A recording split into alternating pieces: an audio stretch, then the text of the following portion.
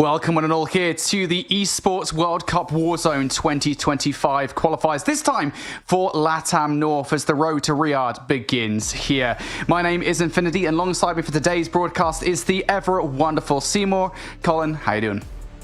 Doing fantastic. You know, it's a beautiful day for some EWC qualifiers, and when we were treated just earlier today to some bangers in the MENA region, I think LATAM North has some fun in store for us as well. I think that there's a lot of teams that we will expect over the course of these qualifiers to just be sure things to qualify for these games or for these regions, but I mean, we already saw an upset in MENA. Who knows what's going to happen in the rest? Yeah, for sure. I mean, I think today you and I came in with some kind of pre-expectations as to what teams we expect to qualify, and I think we still have them, but given what happened with MENA earlier today, maybe those expectations are already out of the window. But let's waste no time. Let's start talking a little bit about the teams competing in today's competition. You guys just saw them then and there. There's a lot to get through. We'll do some highlights in just a second. Here's a look at our schedule though. We're offering you guys 8 maps of Rebirth Island action to go today. Originally it was actually 6. It's been expanded to 8. EWC were like, you know, we know you guys need more competition, so we're going to give it to you. Yeah, I think that those 8 games are going to be fun to watch, and for the teams that are bringing them, we got a lot of competition in LATAM North to sift through. I think just in particular, it jumps off the screen because scrims have been fantastic to watch in this region. Leviathan, Movie Star Koi, they've been sitting at the tippity top of the castle so far for this region, and I think everybody's looking at them to make their way to Riyadh, but I feel like the competitive ceiling just in general is kind of so far raised with the teams that we've been looking at, especially, you know, with the likes of, you know, King Mati coming around looking good in those qualifiers as well. You got Team Panda, who have been looking like dark horses, where they've been showing up with high slaying games, low placements. If everything starts to fall in place today for some of these teams, we could definitely see a lot of upsets. Nothing is secured, nothing is given. We're looking at somebody to earn it today. Yeah, wasn't that the tagline? Nothing is given, everything is earned, and I think that's absolutely correct, mate. Yeah, I mean, it does really feel like that's the case, and it's quite interesting, right? Because, you know, you compare last year to this year. Last year, you know, going into Riyadh, everybody was invited to the tournament based on performance at the World Series of Warzone or at prior events. This year, we have qualifiers, right? So it really does feel like you actually have to earn your spot. It does, and you know, just in general for last year for Latin America North, it wasn't the greatest performance that we saw in 2024. We went into the tournament, we went to Riyadh, and we sat on that analyst desk, and we hailed Demir, Castillo, Z-Dark as the dark horses for the tournament when they were representing AG Global, and certainly going into the tournament they looked like it, but going out of the tournament we were very wrong about that. And not only that, I mean, they placed 18th out of the 21 teams that showed up last year. You had Eisen, King Mati, and Rodrigo playing together. They placed 13th out of the 21 teams that we did see. Not a great performance in general, but it kind of spins up the story going into this year to look at these teams who have preparation over the course of 2025 to get ready for EWC, show up in these regional qualifiers and really represent their region and show why they deserve to be there a second time around, because you were given that placement last year. Now you go through the trials to show that you belong there. Yeah, definitely. And, you know, it's been interesting to kind of watch these qualifiers as they've gone by, to see some of these new teams that have come together.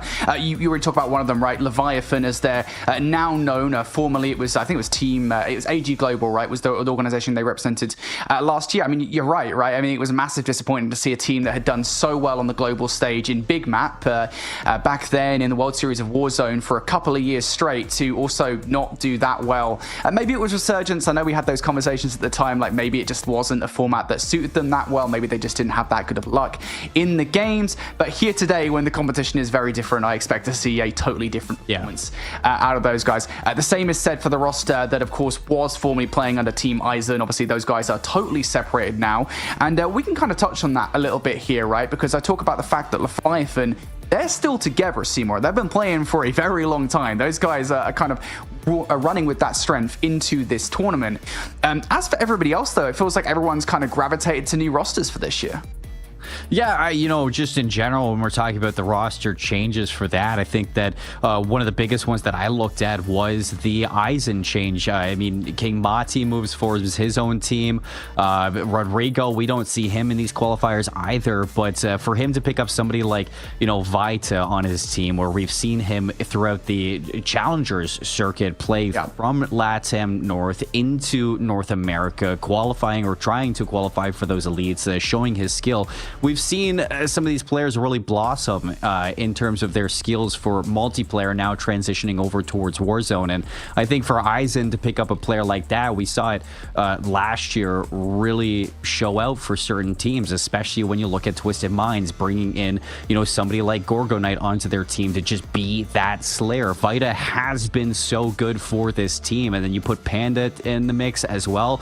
That squad is cooking, and I'm excited to see what they can bring with that change from last year into this one, because all things said for Aizen, I mean, they won a game last year. They were there, they put up a performance and it looked fantastic, and with roster changes, with a whole year of preparation, I think that it's going to be great to see what he can do with Panda and Vita.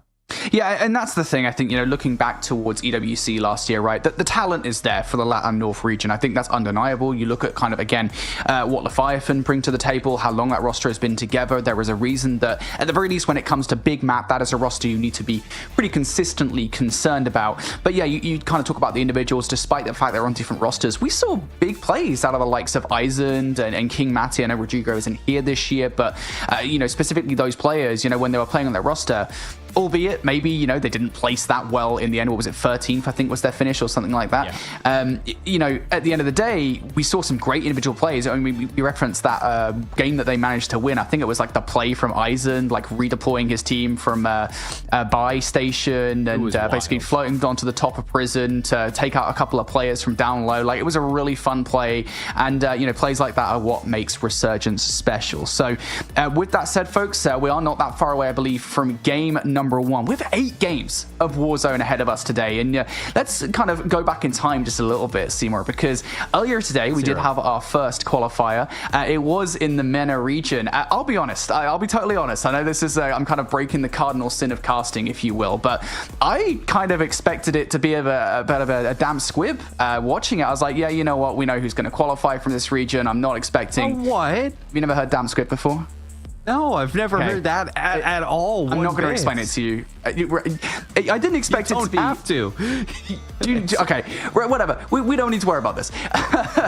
Anyway, I expected it to be like relatively uneventful. And no, we get to the end of the tournament, and those spanners in the mix that we were talking about, right, where you've got the likes of players coming from other regions, trying to qualify from what they maybe perceive to be an easier region, an easier path to EWC. Hey, it is not guaranteed whatsoever. It's like, what, 2 points or something ridiculous like that in between it? Yeah, and a team that you expect to be there, Juki's, and he's not going to be there, which is unfortunate for sure. But that's the thing with these qualifiers, is that especially when you have those changes, which shout out to EWC for being so hands-on with making these changes going into this year. I mean, you switch up those multipliers to now have less points accumulating over the course of these 8 games, and that's going to lead into games 6, 7, and 8 being really tight-knit between these teams. And we saw it too, because Juki's team won 2 games today, and it still didn't amount to being in a qualifier spot. So if you're not kind of going through these qualifiers and slaying out and finding participation in towards the end circle with those top placement spots, the points are going to be very thin for your team, and you have to find a way to kind of bleed both together, which is going to be difficult into lobbies like this when that competition has been raising the bar over the course of the past couple of months with these scrims heading into EWC. It's Resurgence. Things get crazy, and not every game is going to be the same. So you might be popping off one game, struggling the next, and you could be in the blender for the rest of the day. So I think scrims are great, and we can highlight scrims as much as we want going into today, Brody. But if you don't show up on the qualification day, it doesn't matter. Yeah, absolutely right, and that is the interesting thing I think coming into today is how much of these guys' scrims are going to be translating, because it has been a bit of a transition I think for a number of these teams. Obviously, you've been playing a lot of Verdansk, you have to imagine, recently, and it was pretty much the same conversation we had last year, where it's just like how many Rebirth Island tournaments were there at the time, right? Not that many, and so you had to see a lot of teams making these transitions in a way like, all right, we gotta like change our entire strategy here for Resurgence. I'm intrigued to see what that transition looks like today as well for a number of these teams in this tournament. But you go back to that conversation about the multiplier. I do think the less important multiplier this time around is going to change strategy for a lot of these teams. And that is, I think, not the only thing that's going to change strategy. There's a lot of changes comparatively to last year that we'll touch upon as we get through today as well, that are like, you think about the amount of utility that teams had to work with last year. It's going to slow the gameplay down, I feel like, quite a bit.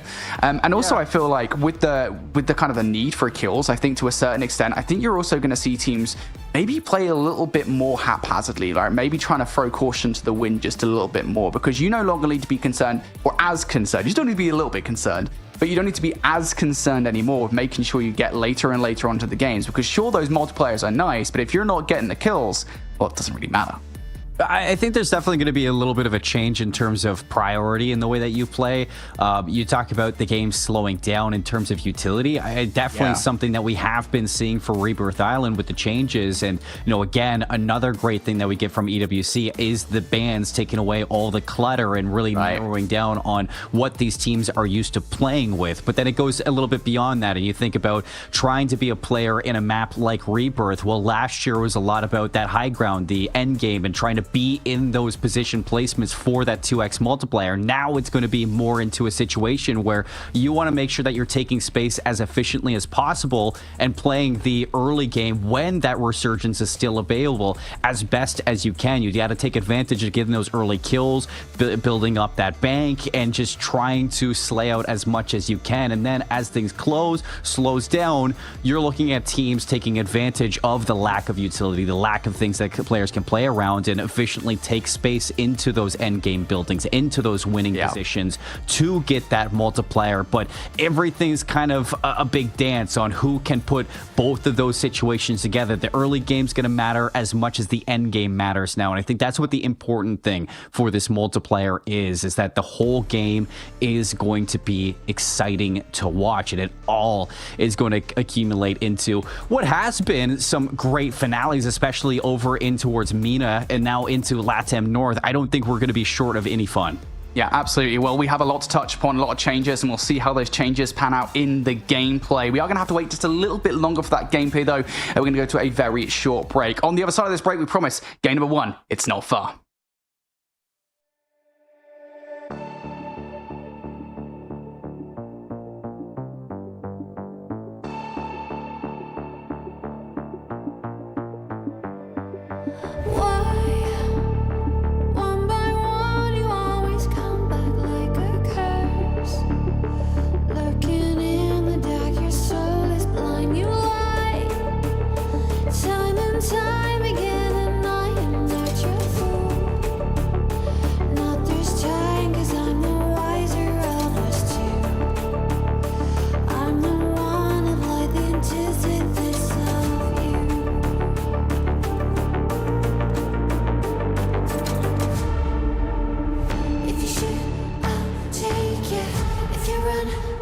Chase ya, if you scream, I'll whisper la-di-da-di-da-da-da. This is all you ever wanted. Take it all, you deserve it. This is how we're gonna end it. La-di-da-di-da-da-da.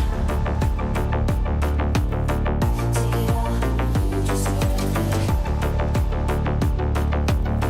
Take it all, you deserve it. Giving back the freedom you want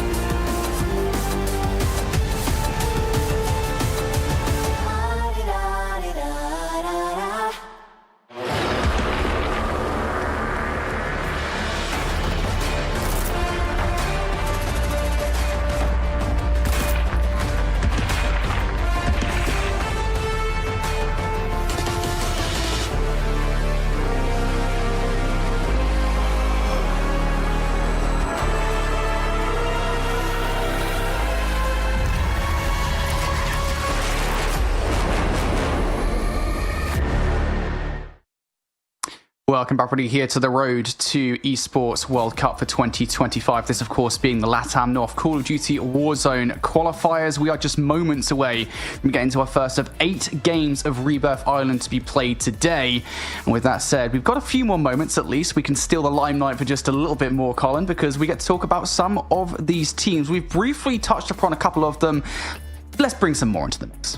I mean, there's so many teams here in LATAM North to highlight, and it's really hard to really divulge into everybody's storylines because they've been building into these moments, and it goes all the way back to Cold War when you and I both know for, challengers is the support that Latin America has been getting from year to year, was building a lot through the challenger scene and has quickly switched over towards the Warzone scene over the past couple of years, and the success that we've seen from Amir, Dark, Castillo, and the love that they've brought to the region.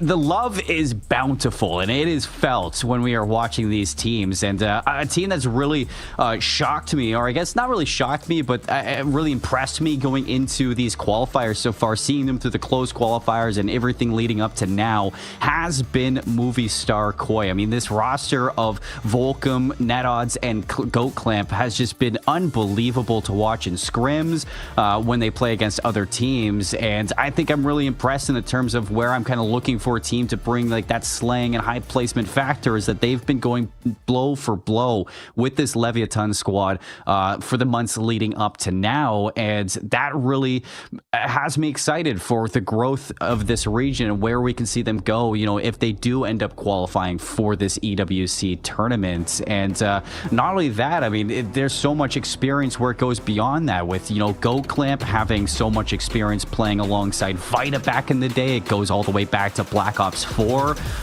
Extra J in that mix as well, who's going to be playing with Mati, has been through the ringer with playing with these teams as well. And it feels like the same thing that we see in challengers for years before us, where it's players who have so much history playing with each other, switching up teams. It is the same thing that I'm looking at here with this qualifier, with teams so much experience playing together, so many players switching things up, and now rosters looking to see if they can beat each other.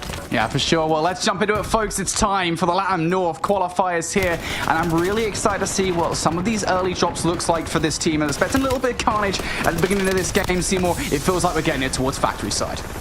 It does, and for a lot of these teams, I think over the course of the day, we were highlighting it when it was Sean and Ellen on the desk that, these early drop spots are going to be hectic, especially in terms of resurgence for games 1, 2, 3. I'm sure teams are going to be trying to figure out where they fit, where they have access to, and where they belong. And I think, things will definitely settle into the later games, but for now, it is going to be pure carnage off these drops. Yeah, for sure. Some of these early gunfights, of course, getting early kills will be great. And it's important to note as well, I think there are a plethora of different ways you can kind of loot yourselves up to give you an advantage in these gunfights early on, right? There's these loadout crates that you can kind of find filtered across the map. If you find them early on, it gives you yourself your entire loadout path, the perks, and that's pretty good to have in some of these early fights to get early control. This is a roster, though, I think on the whole that we need to be looking out for, right? We talked about kind of our top 4. I think this team here, Cacho is how I'm going to pronounce that. I'm sure I've absolutely butchered that. Is a really good one. Both Mirai and Disgrace are players I think that have had the chance to watch over the last year or so, and they are high potential players. I can't wait to see them kind of live up to that as we get into this game. Mirai's one of my favorite content creators in LATAM North. This guy literally just slays out wearing a bathrobe, and I think that is so epic. I mean, he is big chilling in comfort mode for his team, and I'm right there with you. I think that they have what it takes to raise the bar today for these teams. But with Resurgence open, we see that teams have been dropping off of these early plays, slaying out, of course, but nobody has officially been eliminated just yet. So with the circle closing in, teams are going to be moving to see if they can start rotating off of these early drops, and that's where things are going to start to see if you can funnel down the numbers column, what we're seeing with the groups left. I think there's quite a lot of teams here around factory. It is after a hot drop. You can try and sign some value here. That would be nice. I believe, I want to say that Matty and co are around here as well. That is a roster that you definitely don't want to be getting in the mix with, and you're already starting to see some of these gunfights going down. We're talking about Cacho being one of the rosters to watch. Well, right now, Robin trying to play his life a little bit, separated somewhat from his teammate. If he can do that, that would be nice. And looking for some kind of value here as he walks away from the fight. It's not a fight that he wants to take at the moment, Seymour.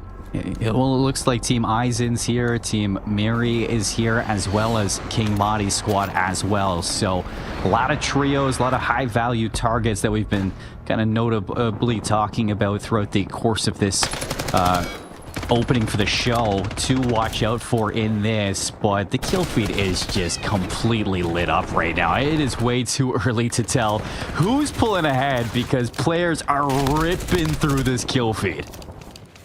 Yeah, there's a lot of early game action that you're expecting to kind of go down here as teams do vie for some early control. GSG on your screens right now, trying to get involved with some gunfights. I'm not sure who Team 11 is. There you go. There's our answer. Team Try is the team right down there as well. Trying to get some unfavorable gunfights, not wanting to be pushing just yet. You've got a player, I believe, flying in down to the water on the other side as well. So that's a potential flanking play coming through. Unfortunately, Terra has absolutely nothing to work with, so isn't going to be much use of the rest of the roster. Into the fight we go, though. Trade's going down. Terra using the coverage of the smoke to try and win the gunfight. Unfortunately, not able to do so.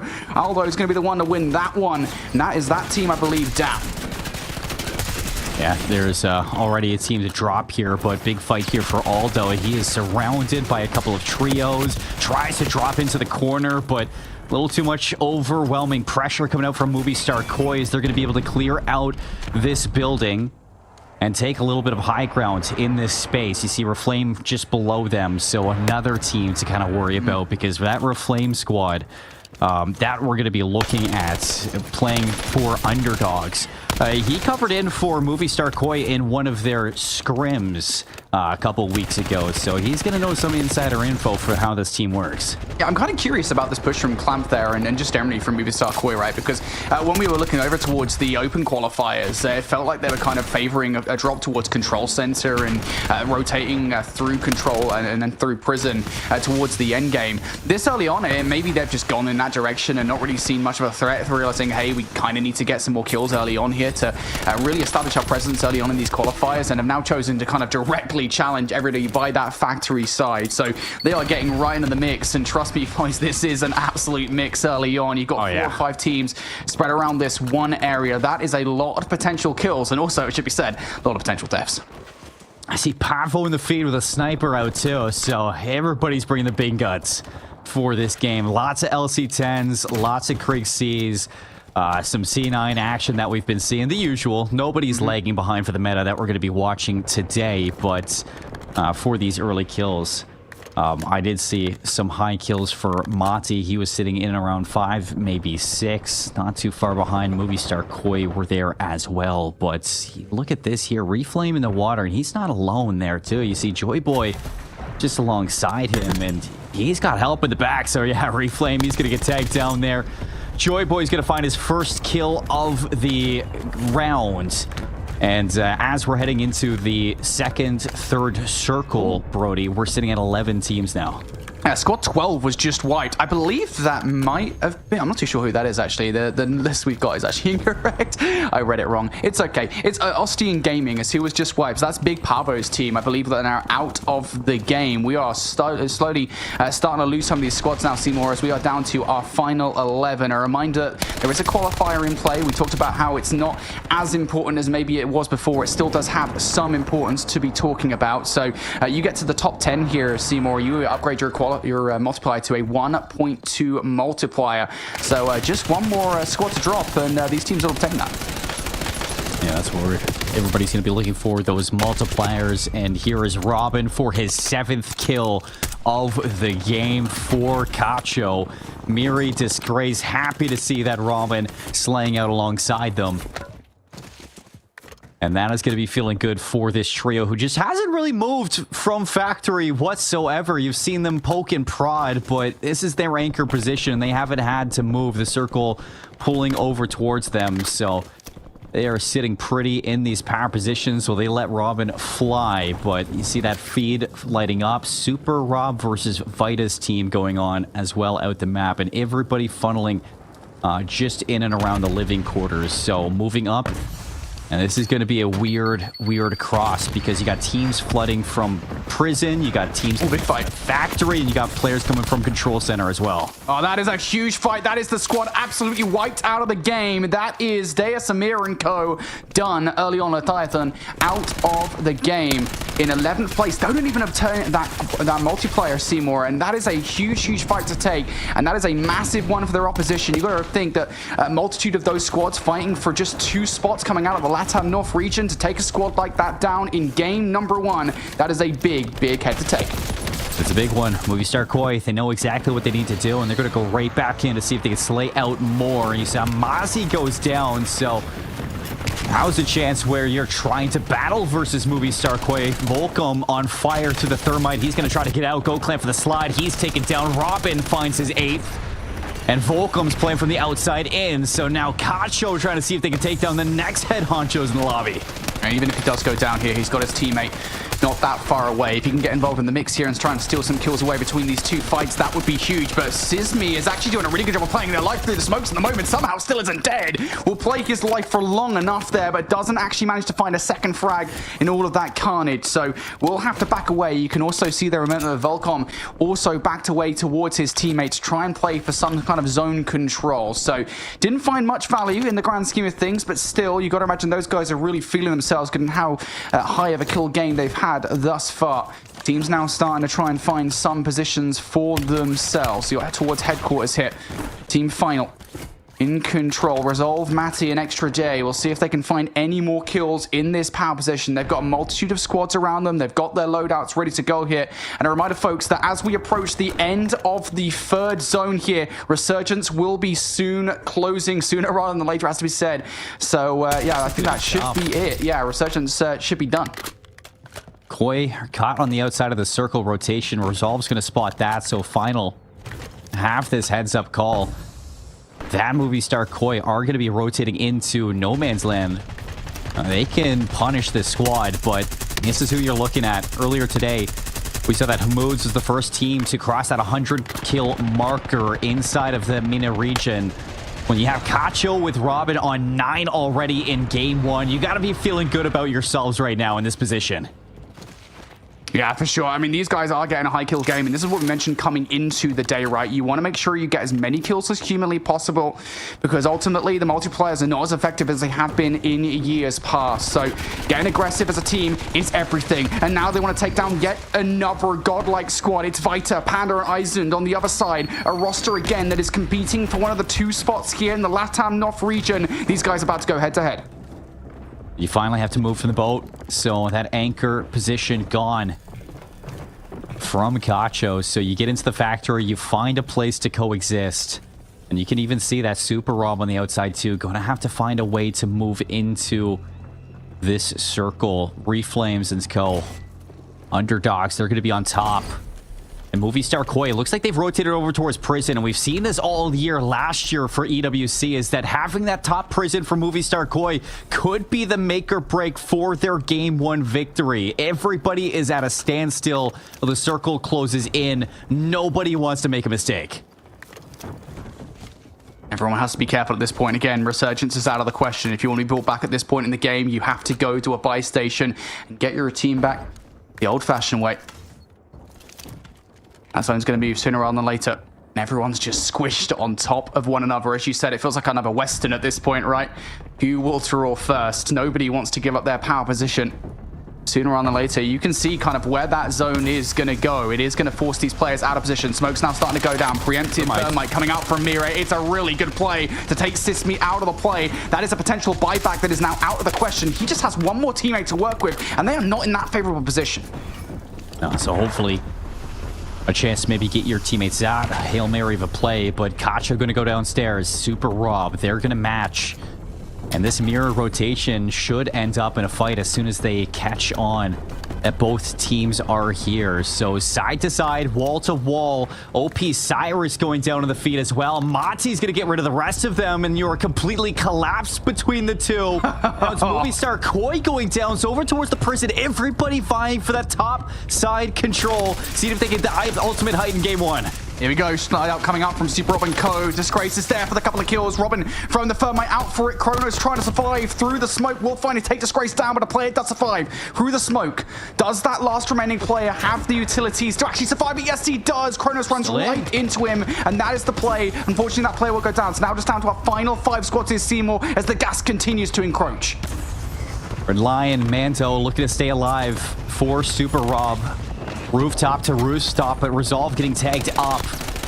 Everybody layering in towards each other, and it is getting crazy. Red Leon's gonna slide through. He gets a knock onto 2, and that amounts to both being a kill. Resolve now alone up top, and Movie Star Koi move into the first floor. All 3 levels are occupied. Nowhere to go but up.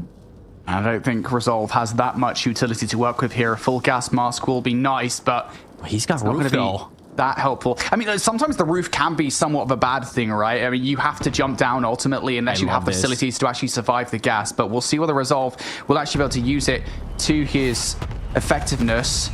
Cluster Strike coming down from the heavens here. That's going to affect both players on the roof. MCOY, does it hit them? That's the question. I think this is an MCOY Cluster Strike. Those players now going to go in the gas, and there's Red Lion down for the count. So Resolve now, is the roof going to help him in this situation? It is a 1 versus 2. Netoids out towards the side. Clamp now trying to get on towards the roof to deal some damage towards Resolve. Can they get it done? Resolve gets the kill on towards Clamp. Now potential 1 versus 1 in towards the gas.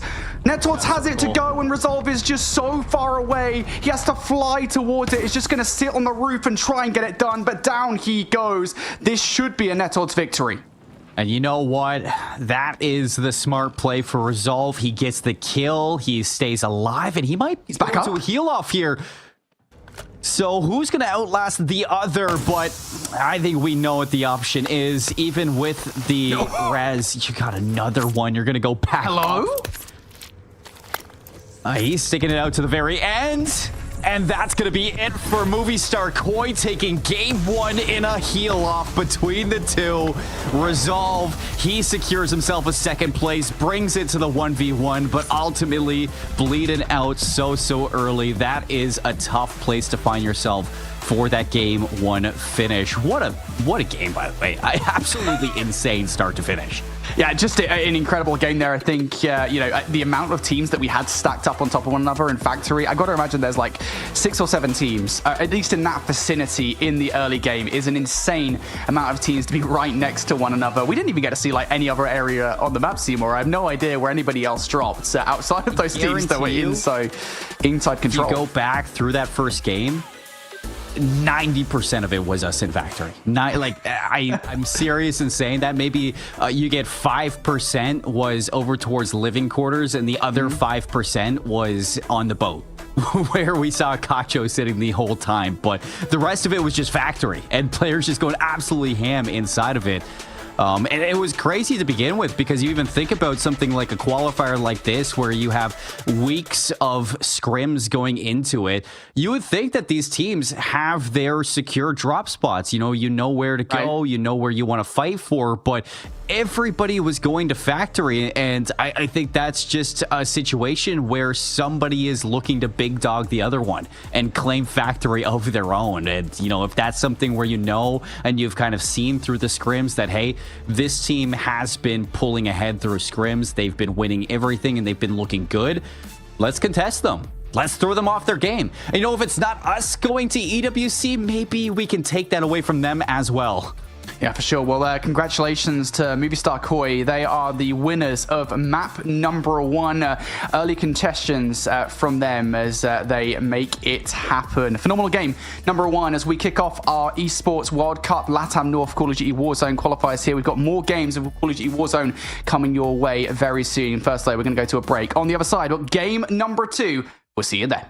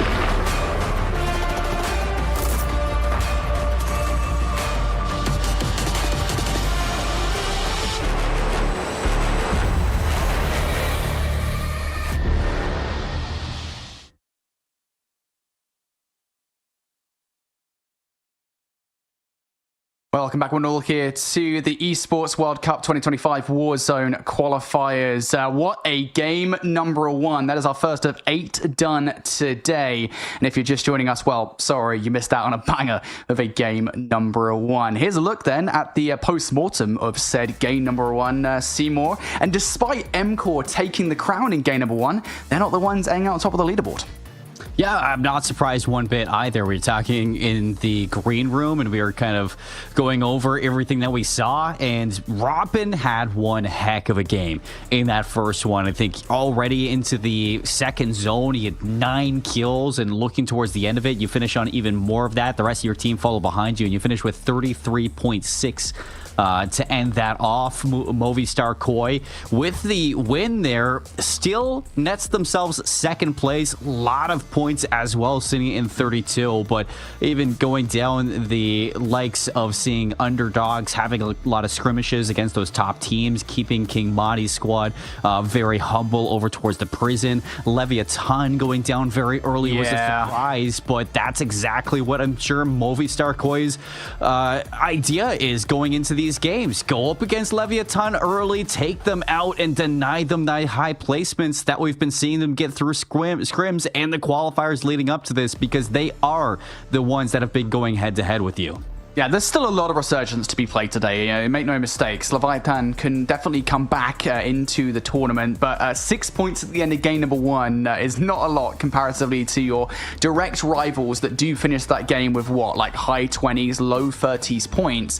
That is not the start that Leviathan would have wanted today. So we'll be keeping an eye on that roster, but I think it has to be said, in the grand scheme of things, in a crazy game number one, them going down to MCoy was probably the biggest moment, at least for me, right? Because it is, I think, confirmation that these guys are very wary of each other's movements. We kind of noted the fact that MCoy, you and I had a discussion, all right, look, where are we expecting everybody to drop, right? We've been watching a little bit of VOD on every single team to try and figure out, right, where are these guys' preference drop? And it seemed like through the qualifiers, MCoy had been dropping towards control center. In this game, maybe they dropped there at first and realized there's nobody going in their direction. They were on the hunt for blood. They were destroying people through factory, and they intentionally went after Leviathan.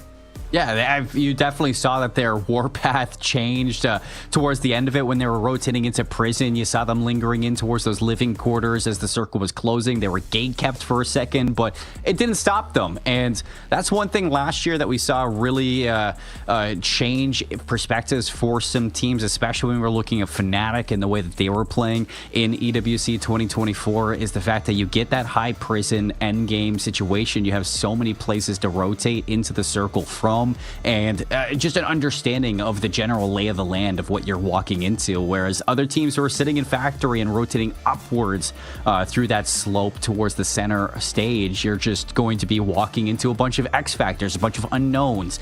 And Movistar Koi, they did not let that happen one bit. I guarantee you that is the reason they walked away as champions in that game, and I think that a lot of people can take note of the way that the patience really pays off towards that. I know it comes down to a heal off at the end of it, so you look one side, yeah, it could have been Resolve's win at the same time, but having one player stay alive and go to that circle for the rotation, it makes the difference there for that game one win for Movistar Koi. So that is a very heads up call, and you're right to say that those rotations are big for that team. I think one thing that really stands out for me from game one, Brody, was the fact that Cacho drops factory over towards the boat.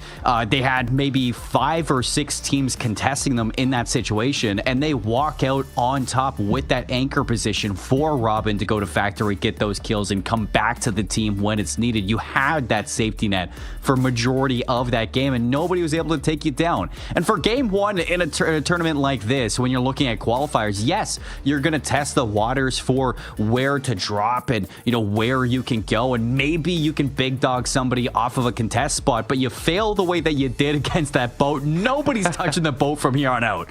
Yeah, for sure. Nobody touched it. Is that a movie reference? Is that what you were going for? No, okay, I don't. Movie reference. I feel like I've heard that before somewhere. Nobody's Nemo in this game right now. Yeah, I was gonna say. I think I might be thinking about Finding Nemo. I watched that movie the other day. That might be my problem. I am 26, by the way.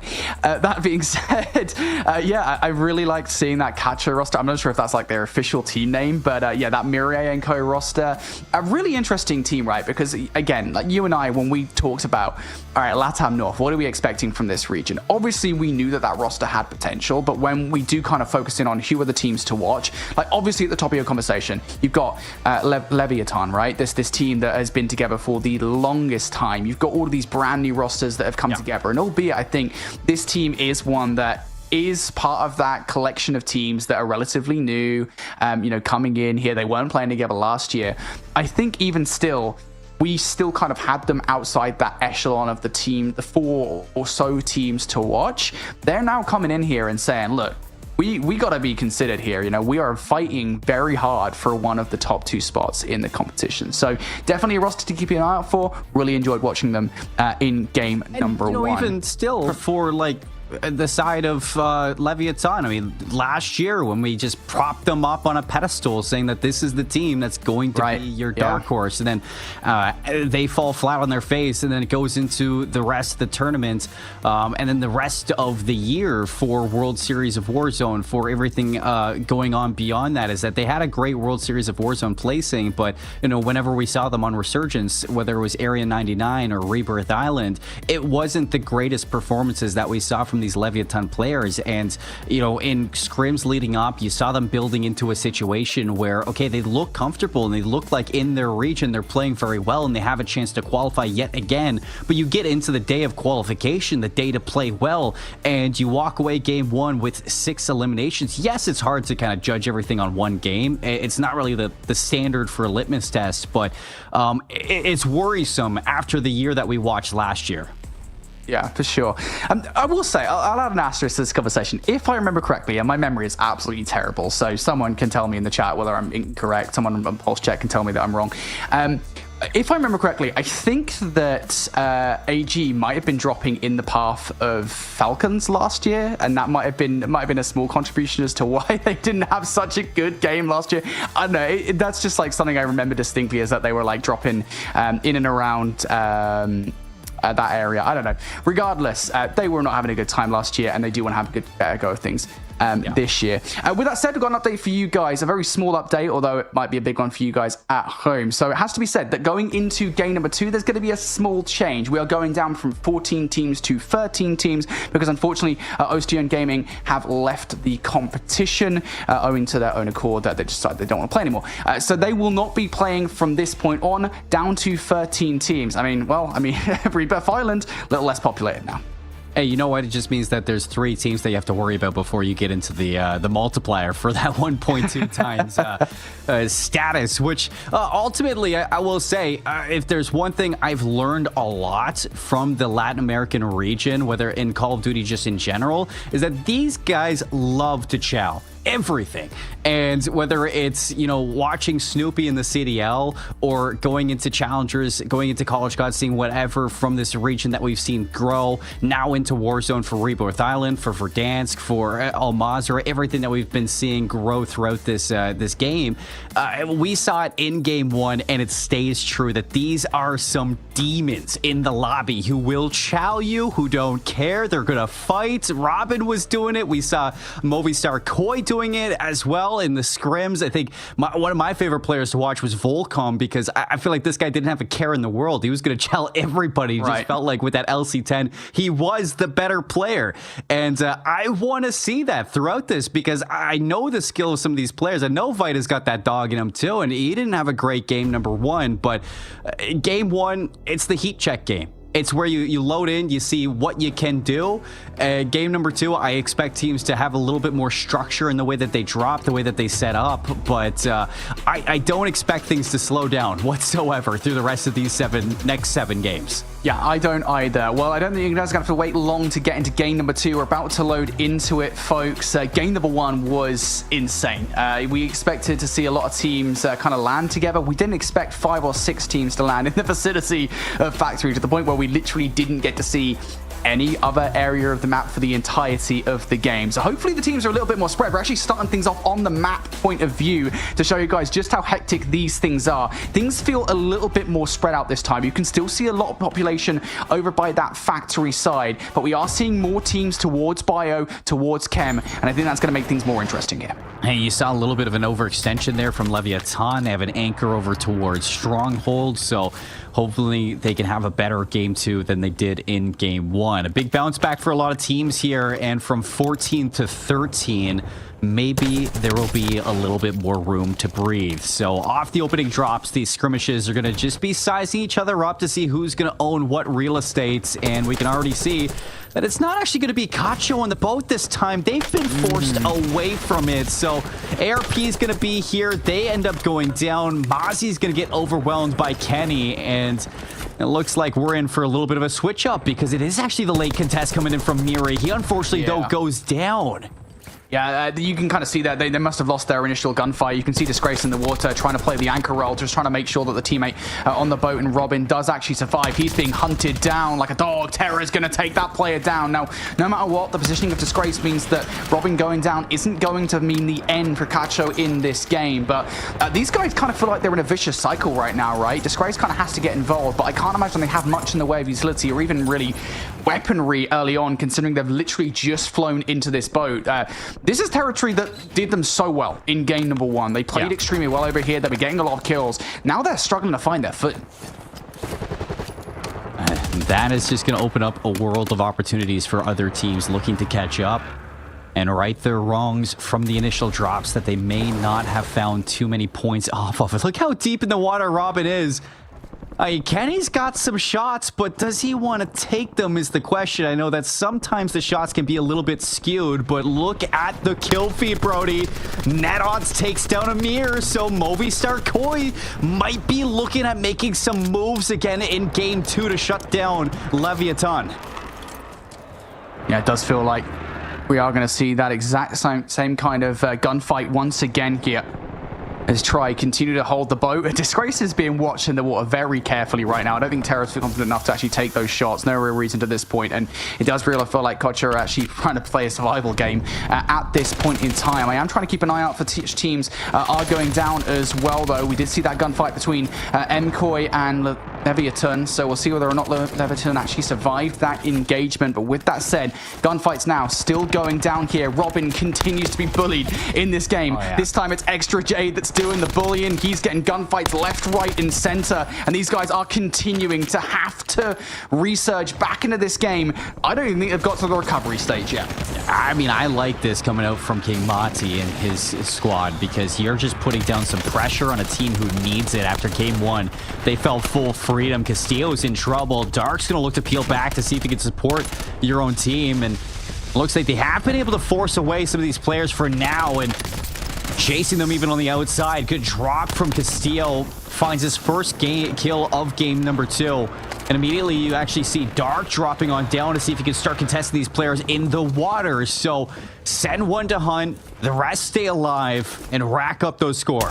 Yeah, I actually think Dark's just trying to make sure that he stays alive in this position, as you said. You know, just make sure that he's out of the way from the rest of the teammates while they are fighting for some of these kills in the other area of the map. Disgrace is trying to play his life desperately right now. He's trying to play Anchor.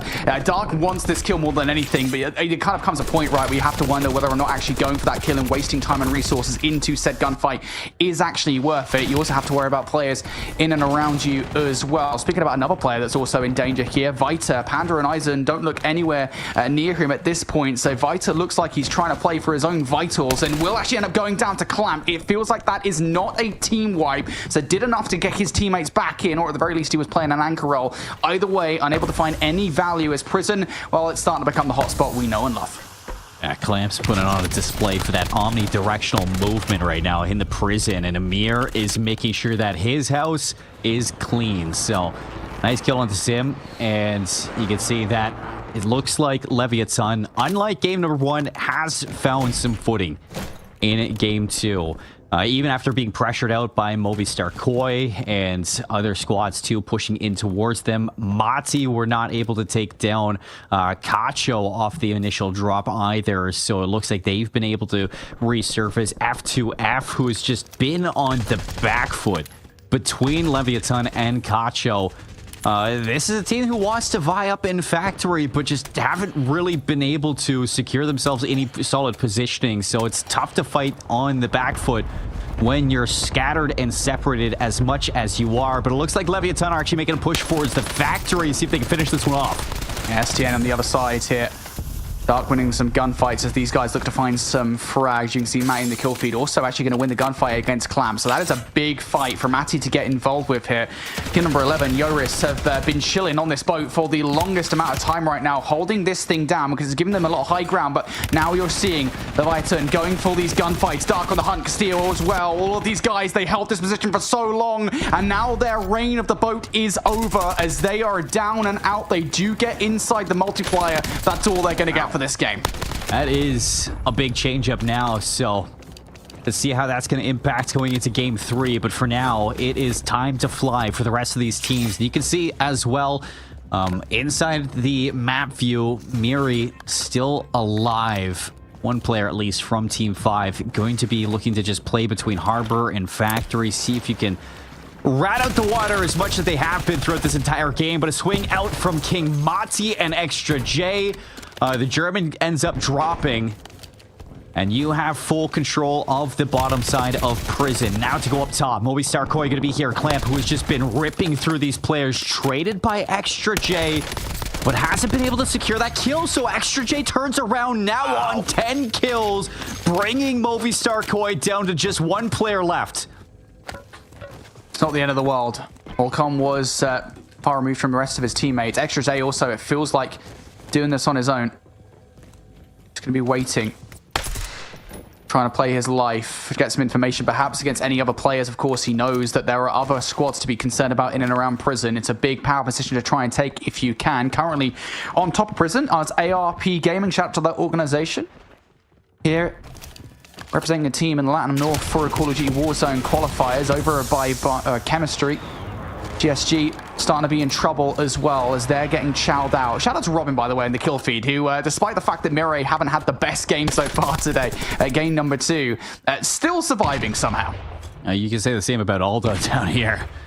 Because for BFG, again, it's another team that, you know, whether it's been Delpita or OP Cyrus, just haven't really seen too much out of them.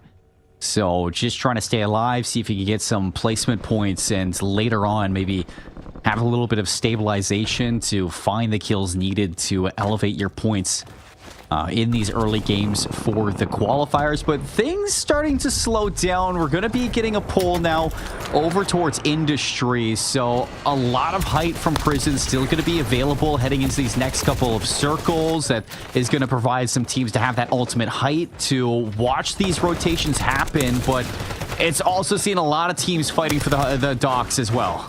Yeah, this is a good position to have. Of course, there is a buy station over here, so if you can get control, that would be huge. Smokey knows it. As a player to be worried about up top, I believe that is a player from BFG that has just come back in, so will not have that much in the way of utility. Has a lot of fights to be concerned about. Over by the other side of the map, though, you can see Leviathan starting to heat up in the action. ARP trying to set some shots from long. It's not really resulting in that much beyond just a little bit of pressure, a little bit of heat under the collar for Leviathan to worry about. Loadout actually going to be coming in here for MKoi, looking for control here. This is big. They're going for it. Movistar Koi, they want to take these docks. It's a lot different than going for that Prison by the time the third circle was coming in back in game number 1, but having the circle position is what they want to vie for. It's not going to stop the F2F, though, from fighting on back. 3 go down. Movistar Koi get wiped. And F2F with a big change in game 2. That's really unfortunate there. You could definitely tell they were pushing for that power position. Unfortunately, unable to get it. One player has been sought out down low, is just chilling inside that water route. Will I be able to take a player down? There. Is it? Yeah, it's a player. It is. Yeah, Rinsanity is in here just chilling. These guys have been here for a very long time, trying to play for some kind of positioning. The kills for them, it feels like, haven't been that great this game. You can see that. Rinsanity has a couple of kills to his name. German's going to come back in, as is Limon. So, Resurgence still active, it would seem. And if I am correct in this too, this is a team that's actually overtaken a position today, Team Limon. not actually qualifying originally, but I think it was a dropout going into today that gives them a position in these qualifiers. So that's a big thing to see from them. Maybe a slow start, but a chance to heat up later on, or even get some placement points here from Rinsanity. Any kills would be nice. Rinsanity are trying to play on the edge of the zone and could be a bit of a nuisance for any teams that are transitioning out towards the open, of course. That's what Aldo is exploiting right now. This is a very open space for teams to try and transition and rotate through towards that prison side. We were talking earlier on about ARP having top control of prison. That's no longer the case. Guess who's there? It's King Matty and company currently on top of the prison, being a nuisance. Vita is trying to remove those players, and it looks like these guys now trying to get some kind of positioning inside prison. They know they need to for this late game. I like that from Panda. I mean, how many times last year do we see Breadman go for a position like this, but squads dropped? Looks like BFG are going to be out so far. Same with Rinsanity and Co. So down to 5 trios left over towards the prison. You got F2F with position underneath, looking to fight against Team Eisen in the showers. Eisen chasing and wipes another team down to 4 trios. And it looks like it's a 3-on-3, at least for one of our 2 squads, or 2 of our squads here. But I am seeing some solos up top as well. And you have King Mati on the roof. You have Eisen down low in the showers. As well as Leviathan actually still full. Yeah. And they're going for the low ground in this entirety, so they're hoping to rotate the circle, allow them to duke it out of the inside, see if you can sustain into the last couple of teams and clean up whatever's left. Yeah, it feels like they've been spotted out though. King Matty and Co. They know where Leviathan are, and they know they're the biggest issue in this lobby. Of course, Panda and Co. also still in, it should be said, so even if they take Leviathan down, it is by no means a guaranteed victory. ARP have been in prison. They were removed from the top of the castle, but now they are still alive down low. Everybody stacked on top of one another. Cluster Strike is going to make King Matty and Co. move out of position ever so slightly. That's going to give the opportunity for Leviathan to get in towards the prison, but as the zone starts to pull these guys towards one another, they're going to have to start to get some more kills. You have Leviathan, ARP, as well as Eisen, all looking for better placements, better kills from game 1. But King Mati and his trio, they're looking to see if they can right their wrongs. No Silver Surfers in game 2. See if they can get that first place spot, get the 1.6 multiplier, and actually put one away while holding this ultimate height. They have the best position right now in the lobby. Let's see if they can put it to good use. Yeah, it has to be said, though, they are kind of out of all of the engagements right now. So these are frags that you're not getting just by owing the fact that you're out of these engagements. You have that position, but you aren't finding these kills. And I don't know if it will be before long before they send a player into the mix to, at the very least, try and find some kind of value. Still, none of these gunfights have actually resulted in much in the way of actual frags. Leviathan trying to push their way through. Coverage of the smoke is doing them a little bit of favors here as ARP right in front of them. Also, King Matty and Co. up top providing some coverage again. Panda is still there as well. Finally, gunfights. Extra J from up top is getting involved. That's a frag for them. Yeah, things going to open up now. And you're starting to tally things up. And it looks like Eisen, Panda, and Vita looking to make a move onto Leviathan. Do you get a reaction from ARP from up top? They should have shots, but it is a bloodbath down low. Leviathan going to wipe Eisen, and it is down to our last 3 trios. ARP silent on the second floor, and Extra J looking for some moments. Yeah, it looks like the third party could come through quickly, though. Here it goes. Extra J decides now is the time. On the other side, resolved to take down one. Now just one player left on the other side. It's Maisie, and of course, it will be King Matty walking away with the victory at the end of game number 2. They were kings of the castle in prison for the longest time, and the rest of the inmates had been removed. That is huge. I mean, you get game 1, second place, game 2, you put it away. And not only that, I mean, what a fantastic showcasing from King Mati and Co. I mean, back over towards the factory drop, they started that whole game off just contesting Cacho over towards the boat where all the fights were going on. They're picking up where players are kind of lurking towards the end, trying to anchor for their teams, creating real trouble for those big hitters that we saw back in game 1. You look at game 2, and the position that they set themselves up in towards that end game. You have the roof of the prison. That is basically setting yourself up for victory. And while the circle is rotating in throughout prison, yes, there's going to be intricacies for the rest of the teams to survive and coexist on the inside. We saw that from ARP on the second floor. They had shots. They weren't able to get things done. And Leviathan were fighting for their life against Aizen. King Mati up top on the roof. You saw Extra J Resolve just poking and prodding, finding whatever kills they could get. Finish off with that number 1 spot. You get the multiplier. You right your faults from game 1. And I think that this is a team that has a chance to just shoot up the leaderboards now after that. Yeah, definitely. Just master manipulators of the prison there were King Marty and Co, right? Because they had prison roof for the longest time. ARP wins the map. Is that correct? I don't know if that's true. Did they walk away with it? Because I thought it was King Marty. I don't know if that's true. Who got that? And if I think so, we're being played here. Is our leg being pulled? Am I losing it? We're gonna go with it. With ARP won. I don't know how. Did they win? I don't know. Anyway, someone tell me if I'm wrong here. I don't know if my brain's gone. Either way, what I was going to say was that King Matty and Co. Did have a phenomenal kind of control of that top side. When those 3 squads below them, they were putting shots in, mind you. And albeit I don't think they got that many frags in there. I think they might have got 3 or 4 frags in the final moments of that game. But still, just playing so well, pitting those teams against one another, only getting involved to kind of poke and prod at those players. Like, guys, you got to move. We're pushing you to move down low. Just masterful control of the prison.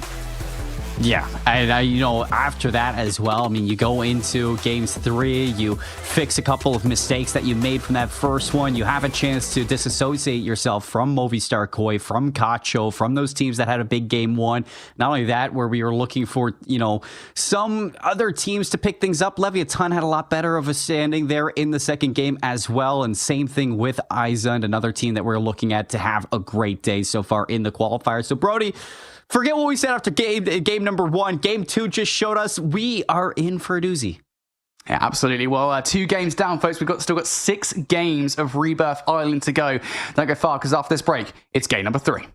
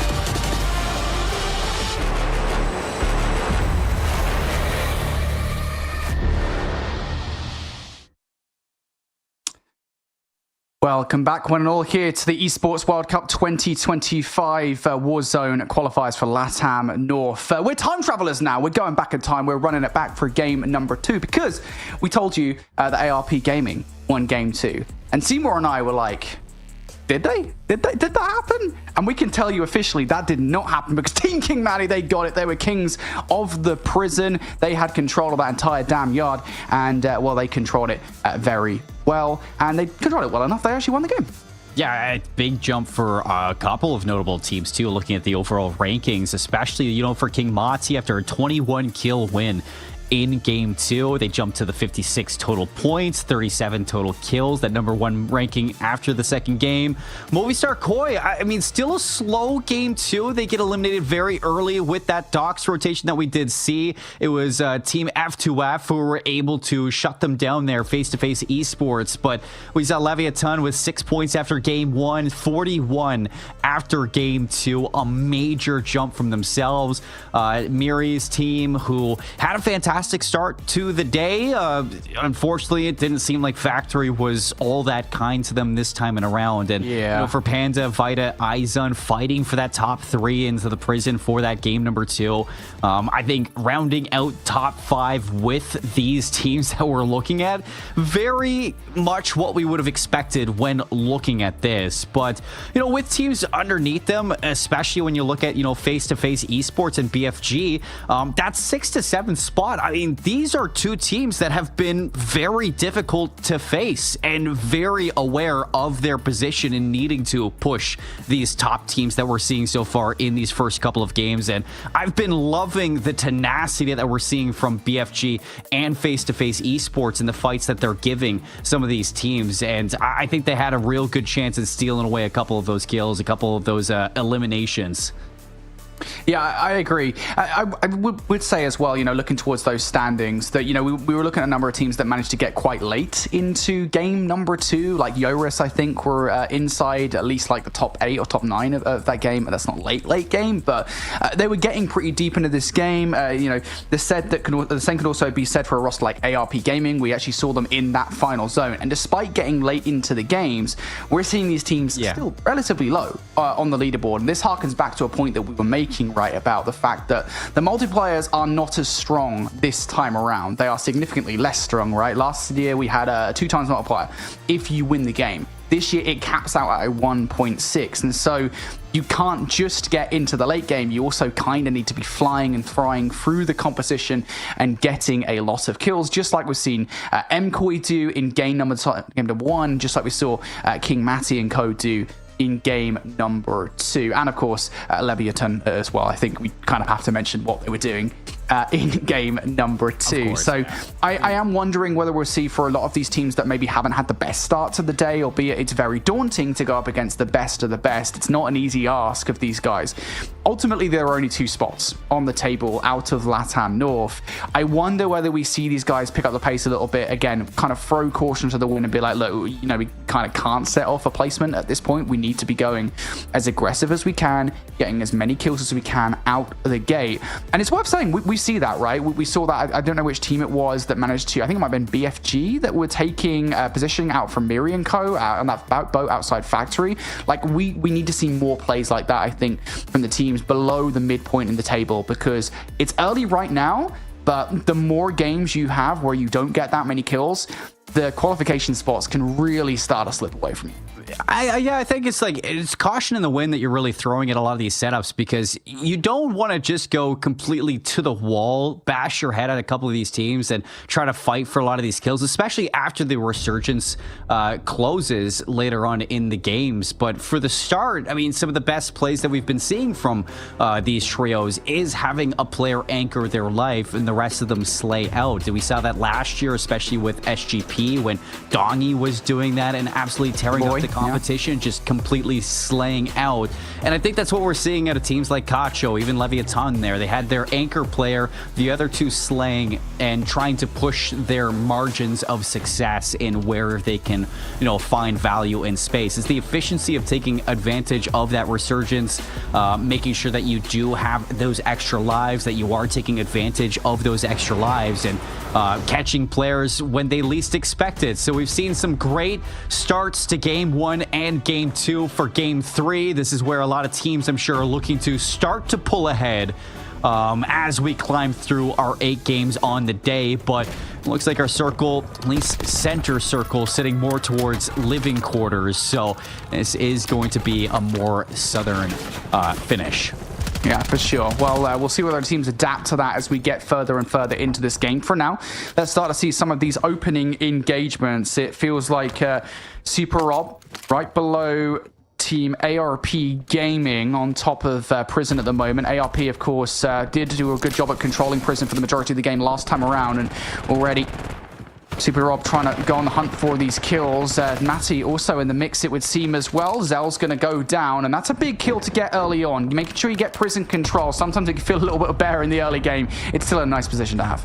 Yeah, you figure things out quite early, and you found yourself some good positions towards the Prison. That's going to be good for the late game for sure. But a couple fights over towards the living quarters, we saw Leviathan have a lot of success against teams like Face-to-Face Esports that we see contesting them this time back in that second game. And Dark's going to kick things off with another one. So kill there, finishes it up, cleans that kill, and adds the tally. And this is where you see the rest of them just start to fly at the rest of them. Ares is going to be knocked. Amir adds another tally to that kill sheet, and Smokey's in trouble. You don't want to go down here because that could be your team out of it, but he gets the kill. He finds the rest of his teammates back into it.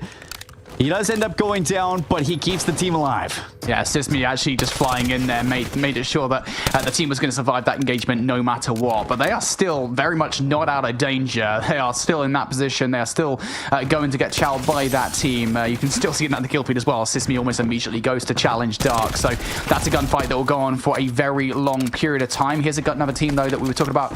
Game number 1, phenomenal start of the day. Game number 2, their fortune was significantly, well, less endowing, shall we say. It is Kacho, of course. And the reason that they didn't do so well in game number 2 was the fact that they were not able to get control of the power position that did them well in game number 1. You can see in there, they were on board with it. Back to the other gunfight, though, and face-to-face, now feeling a little bit more confident. They're able to recover. They get the kill against Amir. They push back Leviathan towards Stronghold and get control of the building that they wanted.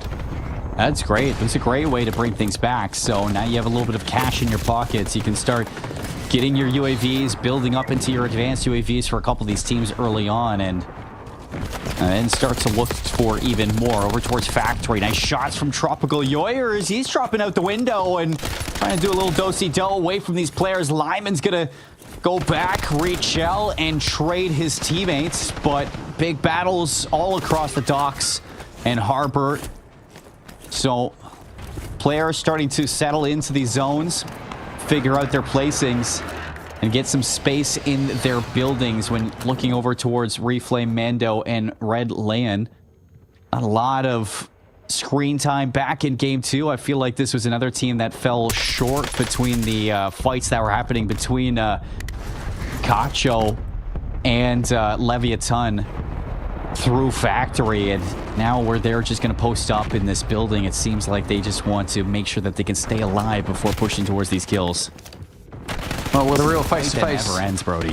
Yeah, I was going to say, with a real face-to-face, please stand up, because we're now on board for them in the gunfight against Deus, Amir and Co. Leviathan doing some serious damage. Casio to take Smokey down. Is it quick enough that they're able to fully wipe the squad? The answer is no. A player comes back in just as Smokey falls, so they will live to see another fight with Leviathan. I feel like that's probably what's on the horizon as Sismi lands straight into the water to try and elongate the squad's life. Castillo's like, Erez, you think you're getting away, pal? You are absolutely not. No, Castillo has to pull the pistol away, surfaces his head above water, and ends up losing that fight to Erez. The confidence completely dissipates right in front of his very eyes.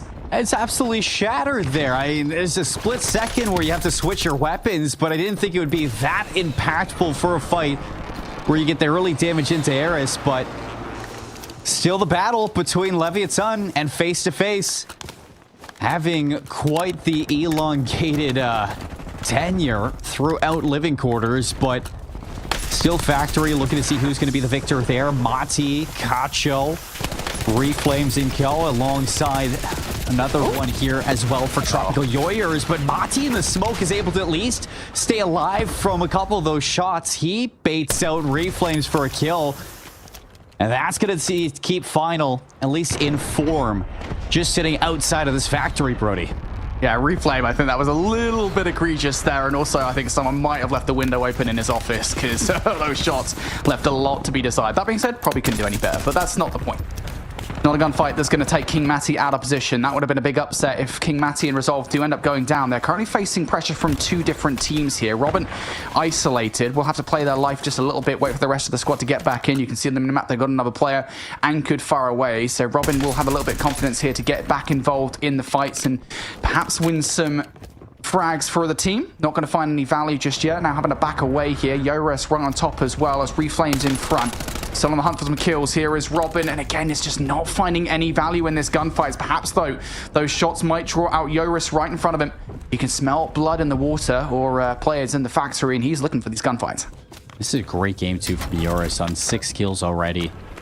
Just through these battles that we've been seeing through the factory. Mati on 7, still 11 teams, so just one wipe away from getting into the start of these placement points.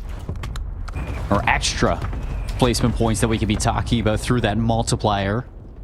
So Team Yoris looking to have a little bit of a resurgence into this game 3, but we move over towards a team that didn't really get to see the end game back in game 2. It's Movistar Koi looking to push into control center and see if he can take down Super Rob. Yeah, this was their drop back in the open qualifiers. They're now here once again on the hunt for Super Rob and Co. Just going to try and play their lives for the moment here before they go for that re-aggression. Netods is going to grab his loadout, needs to actually take these guys on, and here we go. The hit now on the way. Super Rob now on the hunt for Zell down low as well. Another squad in the mix here for these guys to be worried about. Is that distraction enough to perhaps MKoi to get involved in the fight? It doesn't seem like it is just yet. So that fight will go on just a little bit longer here as MKoi now on the hunt for these kills. They have to butt heads sooner rather than later. All this time, ARP are just lingering in the corners of Control Center, just staying alive, coexisting with these battles. A lot like what we saw in Game 2, and it kind of brings us full circle into that. Yes, it's nice to get placements, but eventually I'd like to see them get involved with these fights, try to put some pressure onto these teams, and maybe get some value out of early kills while that resurgence timer is still active. The longer you take, the harder it's going to get. And I know Movistar Koi now want to try to see if they can fight for this one, but Clamp goes in. He drops, so good down from Zell, finishes the kill, and now you see ARP getting involved for the fights. Here we go, ARP now. Feel like this is the time to pound. Perhaps they can cause an upset in this position here. Kronos, unfortunately, not able to do that much. Down all the way to 0 plates on to his name. The rest of his teammates also starting to fall as well. There goes Zell. MKoi have done a really good job of isolating absolutely everybody here. They're on the hunt for Kronos. This would be a wipe if Kronos can't survive for just a little bit longer here. Resurgence is just on the horizon. I think he did enough there to get his teammates back through. But Clamp goes down. The fight is far from over for these guys as ARP is still an ever-present danger. Yeah, Movistar Koi have to be careful because you might be overexerting yourself a little in this fight, trying to battle two fronts between ARP. And you can even see somebody gets wiped in that whole instance. So we're down to the 10 teams. So multiplier for 1.2 active for a couple of these squads. Now going to be dropping from here on out. We swap over towards Kacho. We get a look at their kills. Miri's on 4. You saw a couple for Robin too, but it's Yoyers who's just been toying with them this whole time. 8 kills for Tropical, and they have just been the thorn in the side of Kacho for this entire game 3. And really stepping up here. Venge. Plate best served cold. And indeed, that is what happens there is Kocha get those kills. Try still in the conversation though. Yoru is able to resurge back in here as the timer about to end for these guys. So resurgence should now be closed. There it is. You can see it on your screens. Respawn is now done. Have to do it in the old classic way. Save a bit of cash to get your teammates back in. But these teams still being held here. You can see Kocha, while they might have survived that engagement, now starting to face the heat a little bit from King Matty and co. Robin now on the hunt here for this kill. Will be able to finish it. Does he manage to get away as well? Facing fire from a different direction. And the coverage from the teammates is good. Robin and Disgrace both down for the count now as we go down to a 9 teams. But that is not Kocho out just yet. I mean, look at this from Mati. 10 kills. After a 21 kill win in game 2, they're looking to go back to back to back with top 3 placings if they can make it into the end game. And they were talking about it on the Pulse chat, but it could be the bald buff that we're seeing coming out from this team as well. Like anything to get a leg up on that competition. And I know these players. I know COD players, Brody. Superstition runs deep.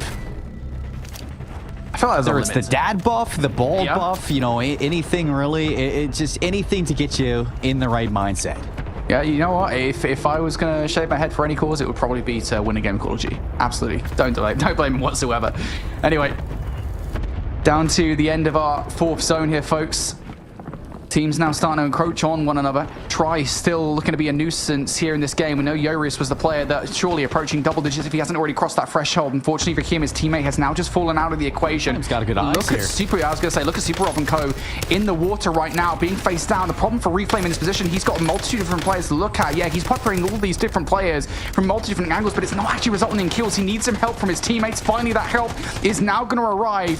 Can Super Rob and Co. get out here? Unfortunately, the answer is no, because on the other side, the exit from the water, they are being pinched by Kocho. There is no escape for these guys. It's just best to get your armbands on and try to escape in the water. Mando's here as well. I mean, maybe he's trying to bait out a res to get some extra kills, but Eris is going to finish off that one. You're leaving your opponents alive, and I have no idea why you're trying to jump there, because it's Miri now from Kacho who's got eyes on you. So team's just getting stuck in the blender now on these rotations.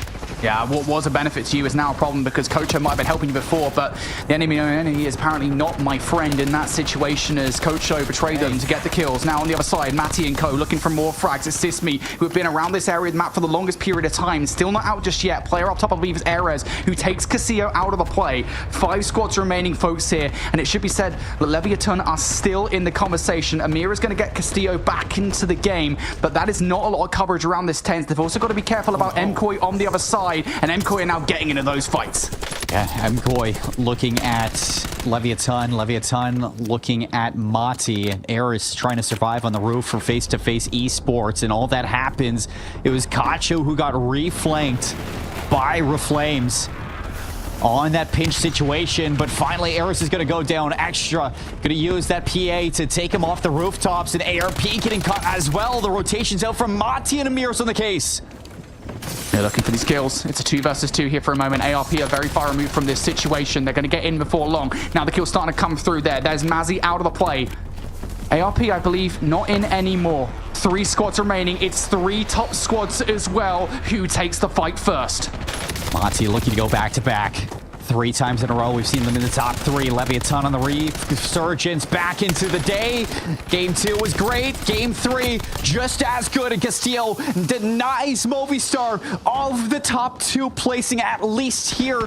See if Castillo can get it done. He jumps away, and no, he won't deny them that number 1 spot. He drops to the gas. He gives it up. Movistar Koi with their 2nd win of the day. They take game 3 in a triumphant, dramatic finish. It feels like we didn't see them much in that game outside, like the final zone there. MKOI are kind of known for tearing that map a little bit, but, you know, we go back to game number 1 where MKOI were getting involved in the action early on. We talked about it, right? The fact that, at least in the open qualifiers, they had preferred that control center side of the map. Back in game number 1, they kind of threw that out the window and was just like, yeah, we're just going to chow anybody and everybody we can. Game number 3, it felt a lot more usual for MKOI. We saw them in control center early on. I believe it was against ARP and another squad trying to get control of control. I gotta stop saying control of control. Why is there a place called control center? Anyway, that's what they were trying to do. They did that well enough, and it felt like they held that area of the map down for long enough that in the end zone, it helped them out in the 5th and final zone. So shout out to MKOI. They win game number 3. They must be feeling on top of the world at the moment, because it feels like even though we're 3 games deep, Seymour, that spot for qualification from LATAM North is within their grasp. Of course, that's what these guys are fighting for. Just 2 spots on the line in Riyadh at the end of this tournament. We've still got more action to come, folks. Game number 4 is just around the corner. I'm going to make you wait a little bit longer for it, though. We'll see you after the break for that.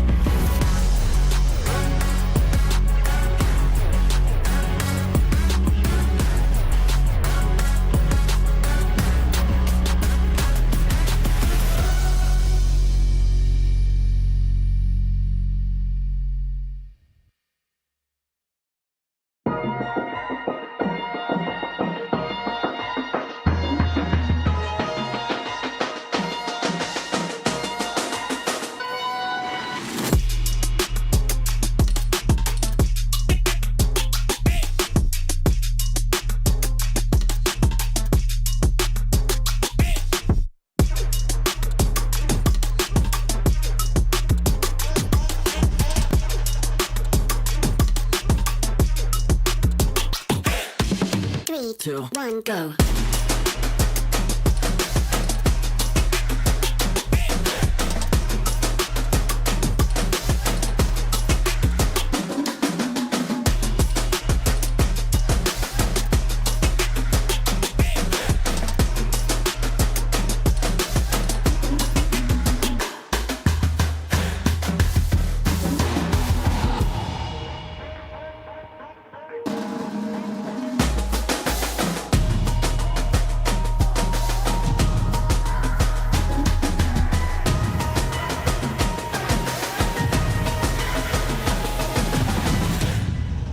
Three, two, one, go.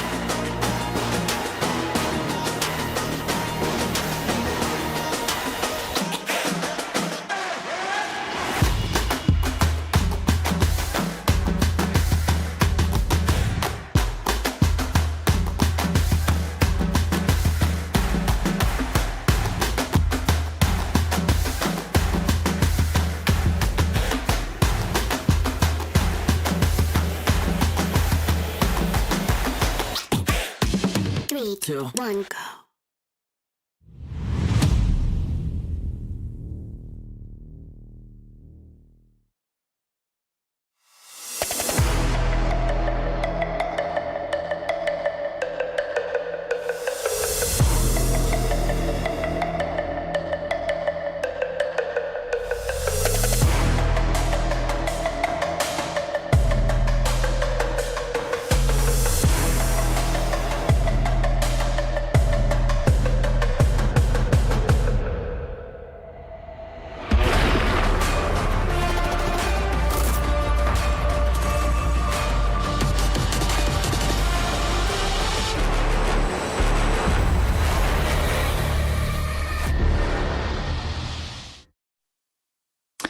Welcome back, everybody, here to the Esports World Cup qualifiers for Call of Duty Warzone for 2025 in LATAM North. This is our ranking at the end of game number 3. It might again have been Movistar Koi taking away the victory, but once again, it does not mean that they are topping the scoreboards. Yeah, I came Maddie. This team has been unbelievable when it comes down to the slaying game to game, and albeit you're not getting first place in games 1 and 3, but you get that first place in game 2 after a 21 kill game, and you're placing top 3 in the other ones. So that's pretty darn good if you ask me, Brody. And you look at the way that they're shaping up this leaderboard: 85.4 to lead, 78.4 for Movistar Koi. Leviathan still in that third place spot, as they all have been going head to head with those late games, but starting to kind of see a little disparity as well as you look down the leaderboard. I mean, with a great game number 1, we thought that Kacha was going to kind of take away or pull away with this qualifier in games 2 and 3. Haven't really seen that be the case. It's been a little bit slower on the climb, where you've seen face-to-face esports start to have a little bit better of a showcasing in their battles versus Leviathan and Movistar Koi's. They started to climb a little bit to contest this top 5 position, and Panda, Vita, Eisen, they fall down into that 8th place ranking. So a little bit of a change going on too. BFG dropped down to that number 10 placing. They were in that 7th place after game 2. Yoris drops or climbs up a little bit after what was a fantastic game from Tropical in that 3rd one, as well as they were tearing through the factories. But I think, Brody, the biggest thing to take away from game 3 is that we're starting to see the consistency build between our top teams, and it's showing on the leaderboards. It's starting to reflect in the disparity as we start to separate from other players on other teams on this leaderboard. We're starting to see who the best here in LATAM North are. Yeah, for sure. I mean, look, again, we kind of knew coming into this tournament what the teams were to look for, right? We knew, all right, look, we are looking at the likes of MCoy, Leviathan, King Matty, those guys. And, we were talking about Eisen and co, right? Who apparently are very low on the scoreboard right now and are starting to kind of peel away in a negative way away from the rest of the team. That being said, yeah, we kind of knew, all right, who to look for. Now it does start to feel like, as you say, these teams are starting to face off against one another. They are starting to be more of a nuisance towards one another on their paths. And we saw that at the end of that game, right, where we literally have the top three and on the current rankings be the top three at the end of that game. And again, it has to be said, there's only 2 spots available, right? So things are only going to heat up through the next and the final 5 games of today's qualifier. For Leviathan, who we were talking about kind of being a squad that last year maybe disappointed in resurgence after kind of having back-to-back World Series of Warzone performances where not just the best team in LATAM North, but also kind of one of the best teams in the world, disappointed at the tournament. Now, I mean, look, they're currently in 3rd. We've still got a long way to go, but they are starting to fall behind a little bit. I think there's a 10-point differential between them and 2nd place right now. There's a realistic chance where they might not make it. I think the late game patience is a lot different than what we saw last year from Leviathan. We saw them trying to contest those big teams like Falcons at EWC 2024. It wasn't working this time around. Dropping living quarters, trying to, either rotate depending on the circle pull over to factories or over towards command center has been a good change for them. And, you're able to take these fights with a little bit of better rotation, a little bit more safety. You see the anchors towards strongholds as well, giving them chance for that resurgence timer to bring any, mistakes back into the map. So the changes are good for Leviathan. They look a lot more composed in Resurgence than they did in 2024. So I'm liking this new look for them that we are seeing. But they're still getting pushed towards the end from what we're seeing. I think that the separation from Team Eisen going into this year, with Matty going one direction, Rodrigo not playing in the qualifiers this time, and Eisen picking up, Vita going into this tournament, we thought that separation would create a little bit more of a challenge towards some of these teams. But instead, with Resolve and Extra J on this squad for King Madi, their rotations are pinpoint, their playstyle is so aggressive, and they continuously find themselves in a top 3 position. Brody, I mean, this is the team that has the most consistency in the lobby right now. And that is unreal to see them do that without an organization backing. They're putting themselves on the leaderboard in a very, very good light. Yeah, for sure. I mean, I've been impressed with just what we've seen from them in terms of map control, really, if anything, right? I know you talk about rotations, and yeah, the rotations have been phenomenal, but, again, it kind of harkens back to me at the end of game number 2, right? The game that they managed to take away. And even, back in game number 1, game number 3 as well, we've seen some great map control for them, but just their ability to control a power position in the way that they have done. We go back to what they managed to do on top of Prison, ever so slightly kind of poking and prodding at the opposition instead of kind of full sending it, right? I think it's very easy to kind of think, right, we can just go for it and get involved and come out on top and maybe find a lot of frags in the situation, but instead they played it incredibly smart, played a lot of teams against one another, and I think that's what I'm excited to see more of for King Matty and co as we get further and further throughout the day, how much that benefits them, because they have done a really good job. Of course, it does help as well that they are shooters. I mean, those guys have been shooting pretty damn straight. Matty, I think we've seen him fry a fair amount today as well. And you do start to feel yourself more and more throughout the day. So looking forward to seeing more of that roster, whether or not they can be one of our 2 teams making out of the LATAM North region. Also, love what we've seen from Movistar Koi and Leviathan as well. Another team, we've been gassing them up quite a bit today.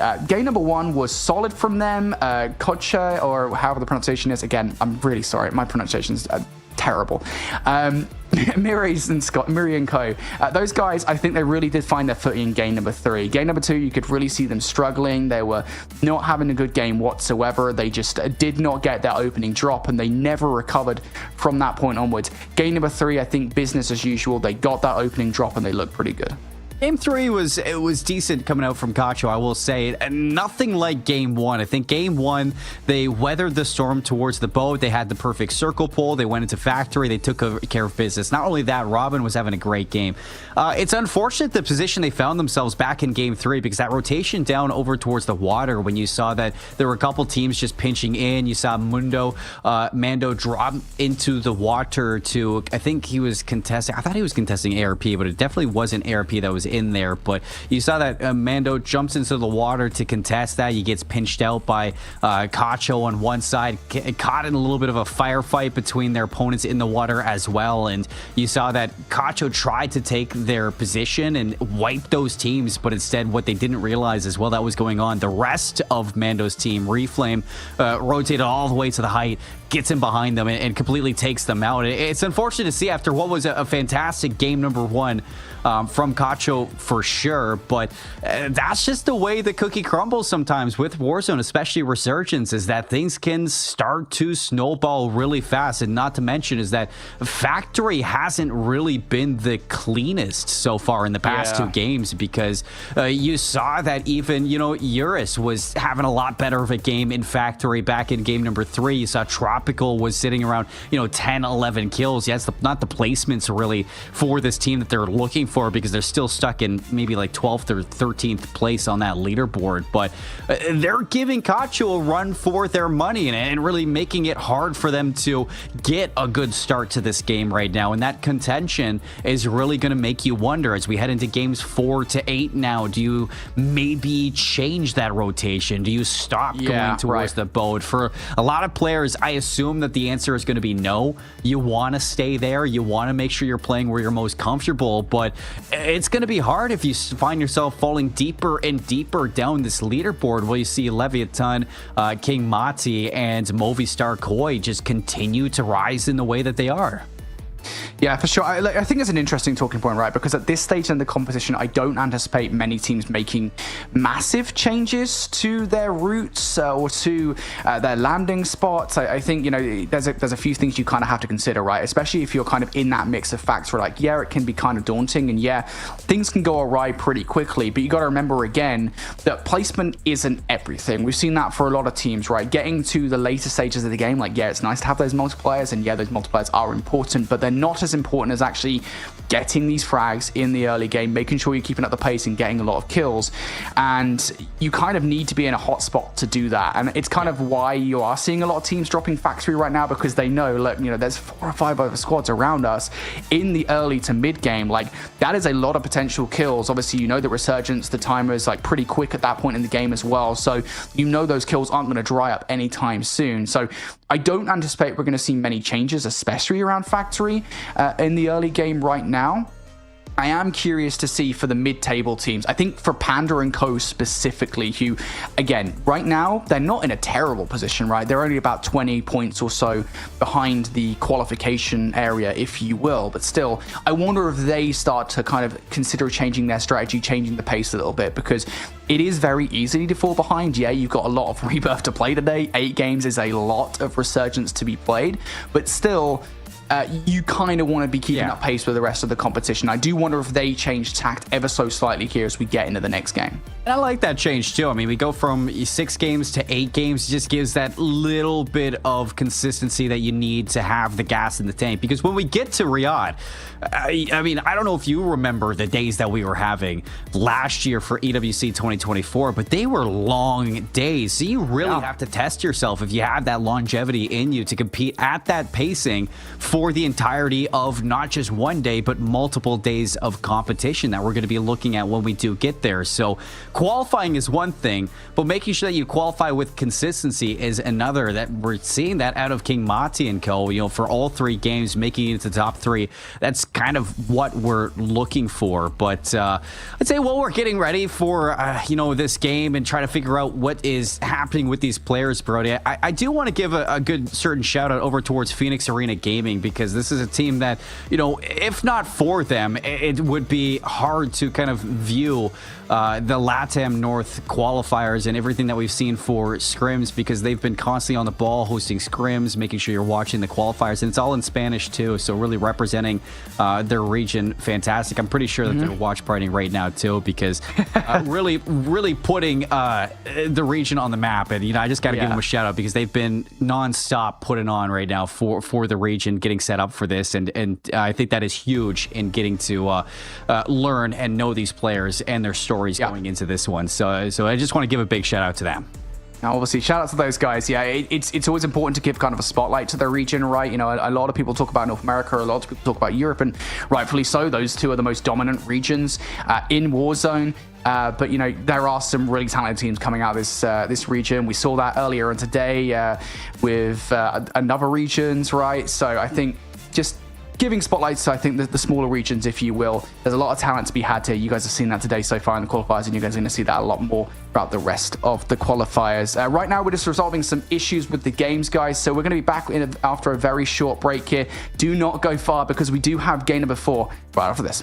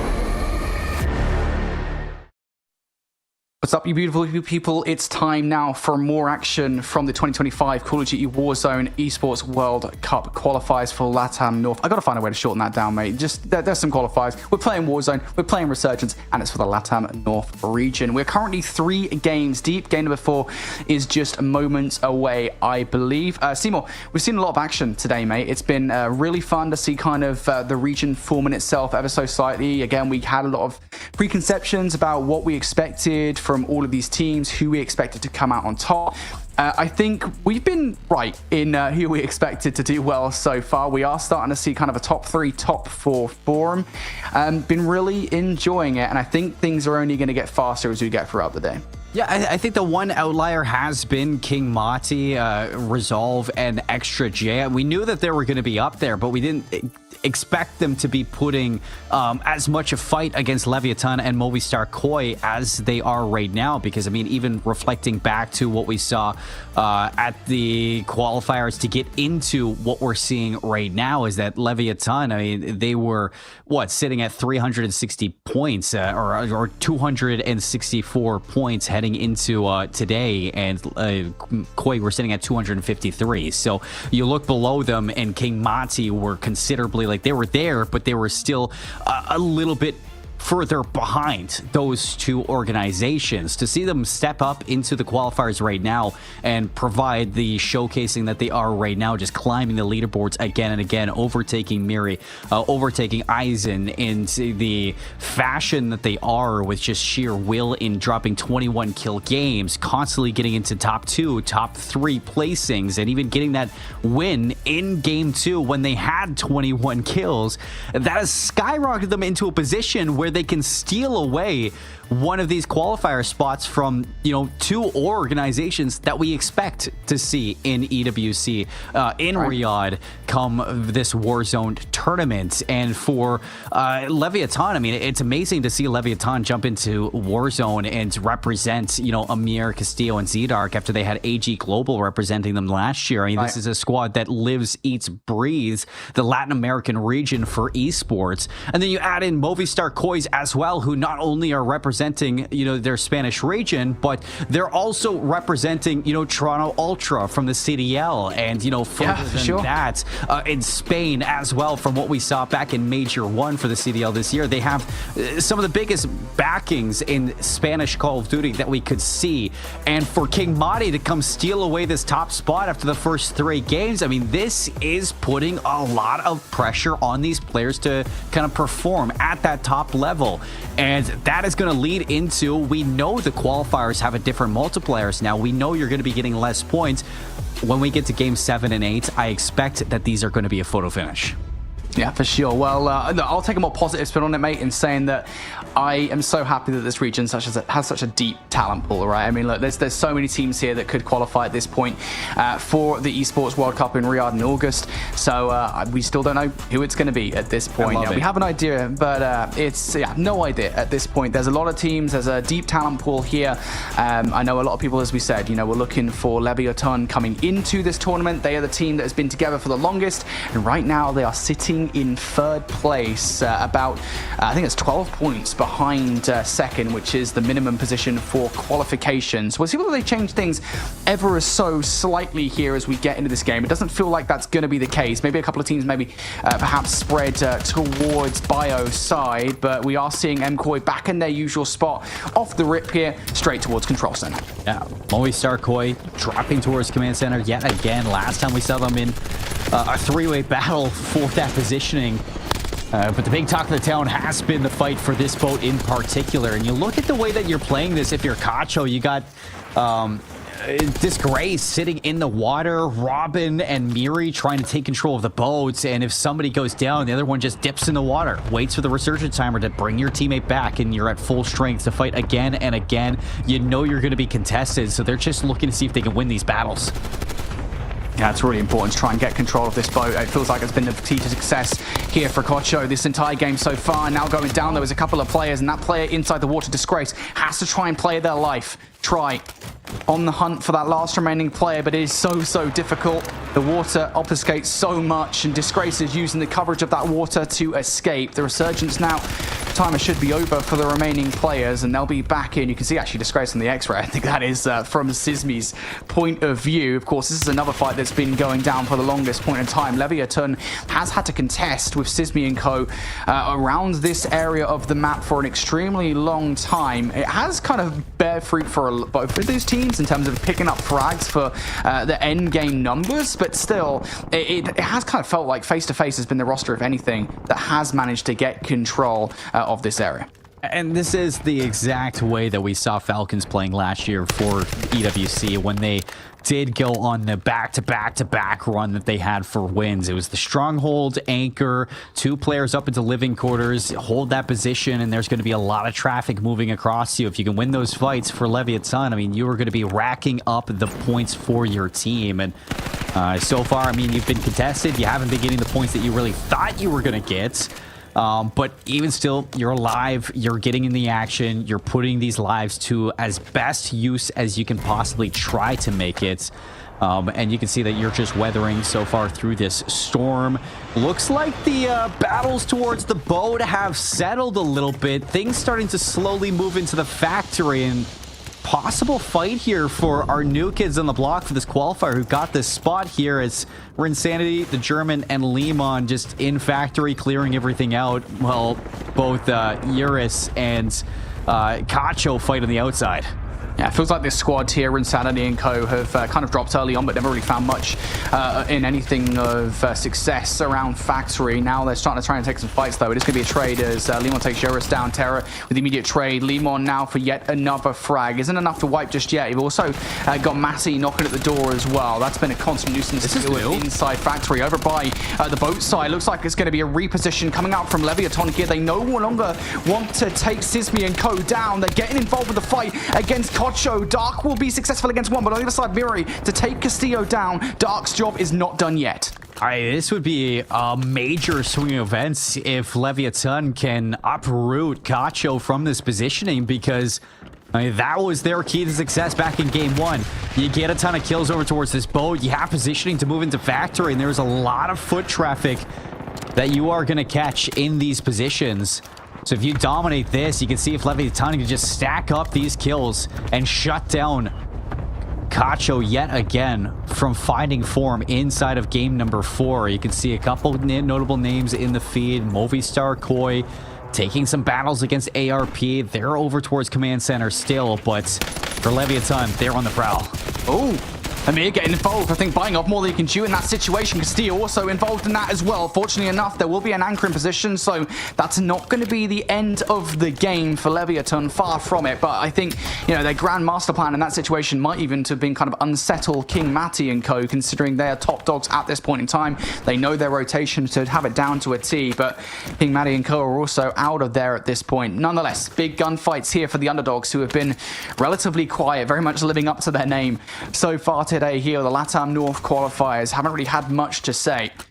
They are going to have control of Factory here for the moment. The problem, of course, while it might seem quite serene at the moment, is they're not actually finding any frags, and that has been a lot of problems for some of these mid-table teams. Over on the other side of the map, though, by Docks, we're seeing team number 10 in Snoopy and Co, looking for some more kills. Of course, I think MCoy, probably not a roster that you want to be fighting at this point. No, not right now. But for Bad Tuck Gaming, we get a little bit of screen time for them. Haven't seen anything from that team. And for Face-to-Face Esports, who've been climbing the leaderboard, this could be a big moment for them to find some kills. Over towards the living quarters, they've been going toe-to-toe with Leviathan, holding on to the living quarters as long as humanly possible, and that has net them a lot of kills, but you gotta be careful. As you can see, that Team Eurus is also moving into the vicinity. You got a lot on your plate to try to deal yourself out of this gamble. And Kocho also close by as well, so there is a lot to consider here. I think team number 11, as you said, Eurus also in the conversation. I think that's a player flying back down, so I'm not sure they'll be immediately involved in the fight. But nonetheless, here we go. Back to usual programming. It's face-to-face now in the fight here. Bit of an interrogation coming through. Oh, this is BM. That's so unfortunate. Dark will go down. Sismi now has somebody dead to rights. This is not nice. We're big talking the big dogs in game 4. Oh yeah, I love this face-to-face esports roster because it just seems like they have no fear against these big teams. And they've gone toe-to-toe against Leviathan. They've backed them down from living quarters. And not only that, you see Smokey's going for Cacho as well. So you're denying Amir for game time. You're forcing him to stay out of the action. And the rest of your team is doing as much as they can to just battle around this zone. And you know, one thing to know, you're saying that the underdogs have been quite quiet coming out of that factory. But the one thing for certain that we've been seeing for them from games, you know, at least 3 and 4 is that they have been gatekeeping teams. I mean, you shut down Leviathan from pushing into factory just before, and they have been shutting down Cacho every time they try to leave the factory. Yeah, I'll be honest. I think at this point, you know, again, maybe I'm reading into this much, but it feels a little bit like Leviathan are getting fed up with taking that fight against face to face, right? And they are losing it more often than not, which is surprising, right? I mean, Leviathan are getting more kills at the end of these games, but the fact that they're being blocked on that rotation through the map every single time is starting to become frustrating. You can see they're starting to make those adaptations, and that, I think, attempt at an adaptation just did not work. Here's an adaptation that does seem it's working, though. Volcom is far removed from his teammates here, does survive long enough for a surge, and I think he's on the hunt for that last remaining player. We're not sure whether or not he is actually going to find that player. There we go, player located. There they go, another kill for Volcom, as that's the kill that they needed. Not quite to remove that team from the map. That is ARP, who will survive. They're about to fly right into STN. That's unfortunate for that remaining player, as they now look to play their life. But good even spread here of teams across the map. Of course, those players that do drop factory early on are being benefited by the fact they don't have to move. Starting to see some of these rotations now coming through. Big fight here for Movistar Koi, as Clamp is going to take the full swing a little bit too far. Smokey getting lost in, well, the smoke. Is going to find the better of that battle, as face-to-face have just been some annoyances to our top two organizations here in Latin America North. Smokey's going to look to get aggressive now into Leviathan, see if he can battle against them on the inside, toy with them with utility. And I like this spread that we're seeing from them as well. Just keep the pressure on. Keep them from finding any kills from this early game. And the support there as well from Eris up top. Double barrel on the Krieg. He has full rain, so much ammo. And Brody, you look up to the top of the screen. I mean, we got Circle 3 closing. We still have 12 trios in this lobby. This is a very timid game 4. And how about this for a storyline we've been revisiting the entirety of this day so far? It is once again Leviathan under pressure, under fire, face to face, and the smoke, the gas now. Starting to push these guys out. Here we go. Here comes the rotation. Shots out for Castillo, who is down, taking some team shots. Assist me, also getting involved. Amir, you're in trouble here in this situation. 7 seconds left here. You have to survive. Yep, teammate does come back on through, I believe. So they will survive that engagement. But you've got to ask at this point, is the recovery going to be through? And here comes the third party out from Kotra as well, getting involved in a number of fights.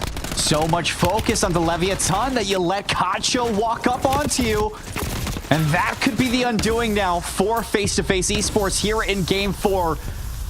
And the stabilization that Cacho have been looking at for the past 5 minutes. Miri, Disgrace, Robin trying to climb this hill. You still have a chance to get some positioning here into the living quarters. And you can see that a couple players inside holding that position. Leviathan's still alive somewhere, by the way. They haven't been fully knocked just yet. Yeah. So that's something to talk about. But Castillo goes down. You can see that the circle is closing, and that resurgence is going to close as well. Does it end with Castillo? It doesn't. You can see that some members of Leviathan are here. A player does survive in that situation, so not over just yet, but you got to imagine Leviathan are not long for this world, and this would be damning if they're not able to pull this off. You're seeing a player elsewhere, so it's still a couple of players from Leviathan up, but it does feel like they're kind of playing for scraps at this point. As elsewhere, now we're seeing Panda, Vita, and Co. getting involved in the mix. Izund also in that team. They're inside factory. They have a lot to do. Underdogs down low as well. Also ARP on the other side, and you can see pressure starting to accrue on both sides of these teams. Reflame, freebie on him. No, gets slid out. Unfortunate, they're not able to win that gunfight against Cell. Mando's there for the trade, keeping this team alive. Couple of players now on the other side to try and take down. Joyboy will go down. Mando survives, able to play it up in this situation. He is being hunted down and will somehow get away. Both teams do survive that engagement though, but a reminder that Resurgence is going to be closing, or has it closed, excuse me. So now you need to buy your teammates back in. Yeah, so that is enough there from Mando to at least give your team a chance. You bring things to a 1v1 against the underdogs. And it looks like he's got to try to buy things back. Vita and Panda looking to rotate into the circle. He jumps out from Mando, and this is going to be a tough rotation back in because you don't know if you can walk into the factory. ARP down to Mazzy, stuck in a corner.